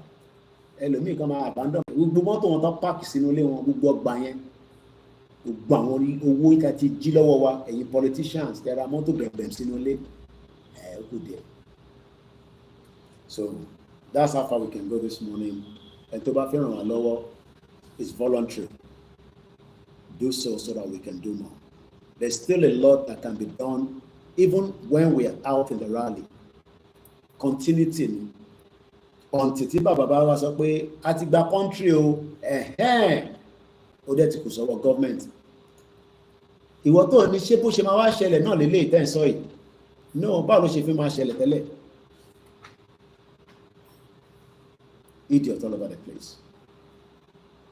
Àwọn òyìnbó nígbà tó wá kó wa lẹ́rú àwọn ṣàlàyé rules of engagement fáwa pé bá ṣe ń bọ̀ yìí o à ní pààyàn, bá ṣe ń bọ̀ yìí o a kàn máa ṣe báyìí o a ní ṣe báyìí o. Nígbà tó kó gbogbo yín lẹ́rú àtèmi àtẹ̀yìn torí gbogbo àwọn bàbá ńlá wa àwọn ìyá ńlá wa lọ́kó lẹ́rú àwọn ọba kan náà ló tà wá dànù bọ́n ṣe ń tà wá náà lé ní nísìnyí náà ní tí gbogbo wọn dákẹ́ lọ gbòòrò ó ṣojú bí ìgbà tí ẹ kú wọ̀ ọmọ tó ń lọ ó kù díẹ̀ fún gbogbo wa ó kù díẹ̀. Mo kí bàbá mi mọ̀ international mo kí obìnrin mo kí ọmọdé mo kí àgbàlagbà ká máa lọ bẹ́ẹ̀ kẹ́lẹ́ lọ gbọ́ àwọn pásítọ̀ yìí tó kù náà lórí Sunday broadcast at least èmi ti parí tèmi aago 8 pam àti ṣe broadcast wa tán ẹ má wá gbàgbé ní Monday Tuesday Wednesday èmi náà máa gbàwẹ̀ yẹn bàbá ní ká gbàwẹ̀ ọjọ́ 3 àníyàn àwẹ̀ yẹn ni pé ilẹ̀ Yorùbá tá a fẹ́ gbà yìí kí gbogbo tó ń jẹ́ tí wọ́n gbàgbọ́ fún kó jẹ́ kó rọrùn fún wa ó lè jẹ́ láàrin ara wọn lọ́ ti máa ṣe gbà lọ́ máa fọ́ra wọn lórí tàwa rárá máa lọ ara àdúrà náà nìyẹn ọjọ́ 3 ni bàbá ní a máa fi gbàwẹ̀ yẹn tó bá ní ọ́sà tó lè gbàwẹ̀ fúnyàn lówó at least minimum of whatever you think nílé kó fi gbàwẹ̀ yẹn fún ẹ èmi náà máa gbà níjọ́ Monday Tuesday Wednesday ọjọ́ 3 lọ fi ní ká gbà àníyàn tá a máa wá gbélé lórí ni pé ilẹ̀ Yorùbá tá a fi gbà kó rọrùn fún wa láti gbà that's all. Má wà against ẹ má takò má ní kò ní ṣe ó di 30 years from now tó ṣe má sọ yẹ ìwọ kọ́ lọ lọ́hùn ok má gbẹ́rọ̀ ẹ̀sìn wá síbẹ̀ shut up ọ̀rọ̀ ẹ̀sìn kan lélẹ̀ à ń bẹ Ọlọ́run fún in tí a fẹ́ àdẹ̀fẹ́ Nàìjíríà mọ̀ so mo kí gbogbo ènìyàn wa ẹni tí bá dárúkẹ má fi ṣèbínú I have to go now kí lọ jẹ ẹwà dàlú. Happy Sunday bàbá wa Ìdòwú Matthew mo kí Ògúnmọ́lá Abíọ́dún mo rí ẹ ń bẹ̀.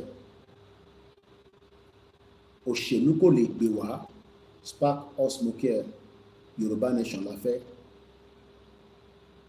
and thank you so much bàbá wa dé níyì Johnson Abíọ́dún. Ìyàwó Táíwò Kíkẹ́ Fásọmí mo kí Prince Adébáyọ̀ Ṣítù. Olúwa pẹ̀lú mi ìfẹ́ Olúwa àwọn orúkọ ńláńlá àwọn orúkọ tó rẹwà ilẹ̀ Yorùbá nìyẹn Ọlọ́run bá ń dúró tì ìyàwó. Blessed Chinyere Ọlọ́run bá wa tú gbogbo àwọn tí ó wà láhàámọ́ tó jẹ́ àwọn ọmọ Biafra tó lórí burúkú Nigerian government tó tì mọ́lé láti Nnamdi Kanu.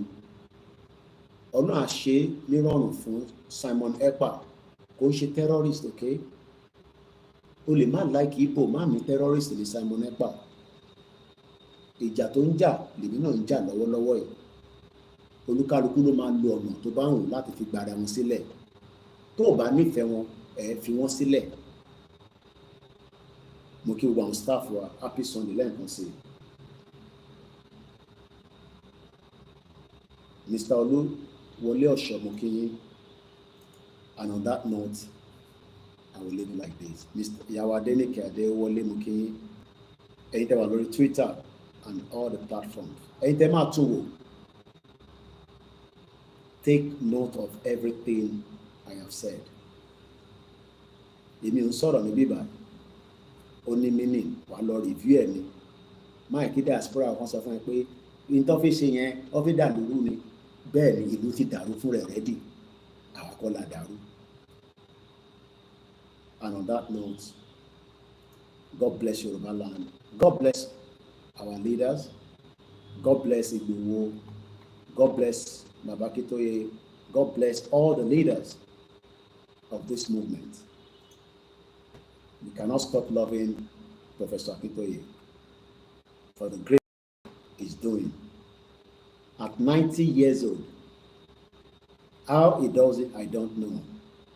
How he managed the strength Tí bàbá yìí bá ń lo strength yẹn, I don't think I should sleep 8 hours without putting my mind in this movement. And on that note, God bless us all. Bye for now.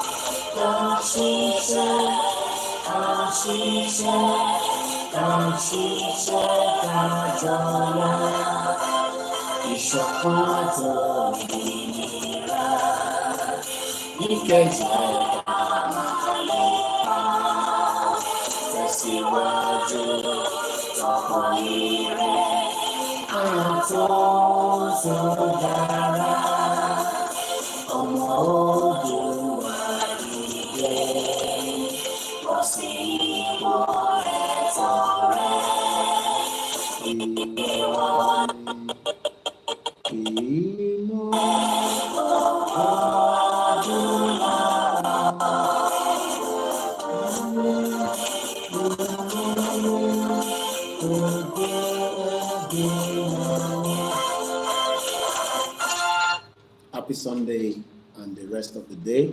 Enjoy it. A little more than a shower and a little. Bye for now.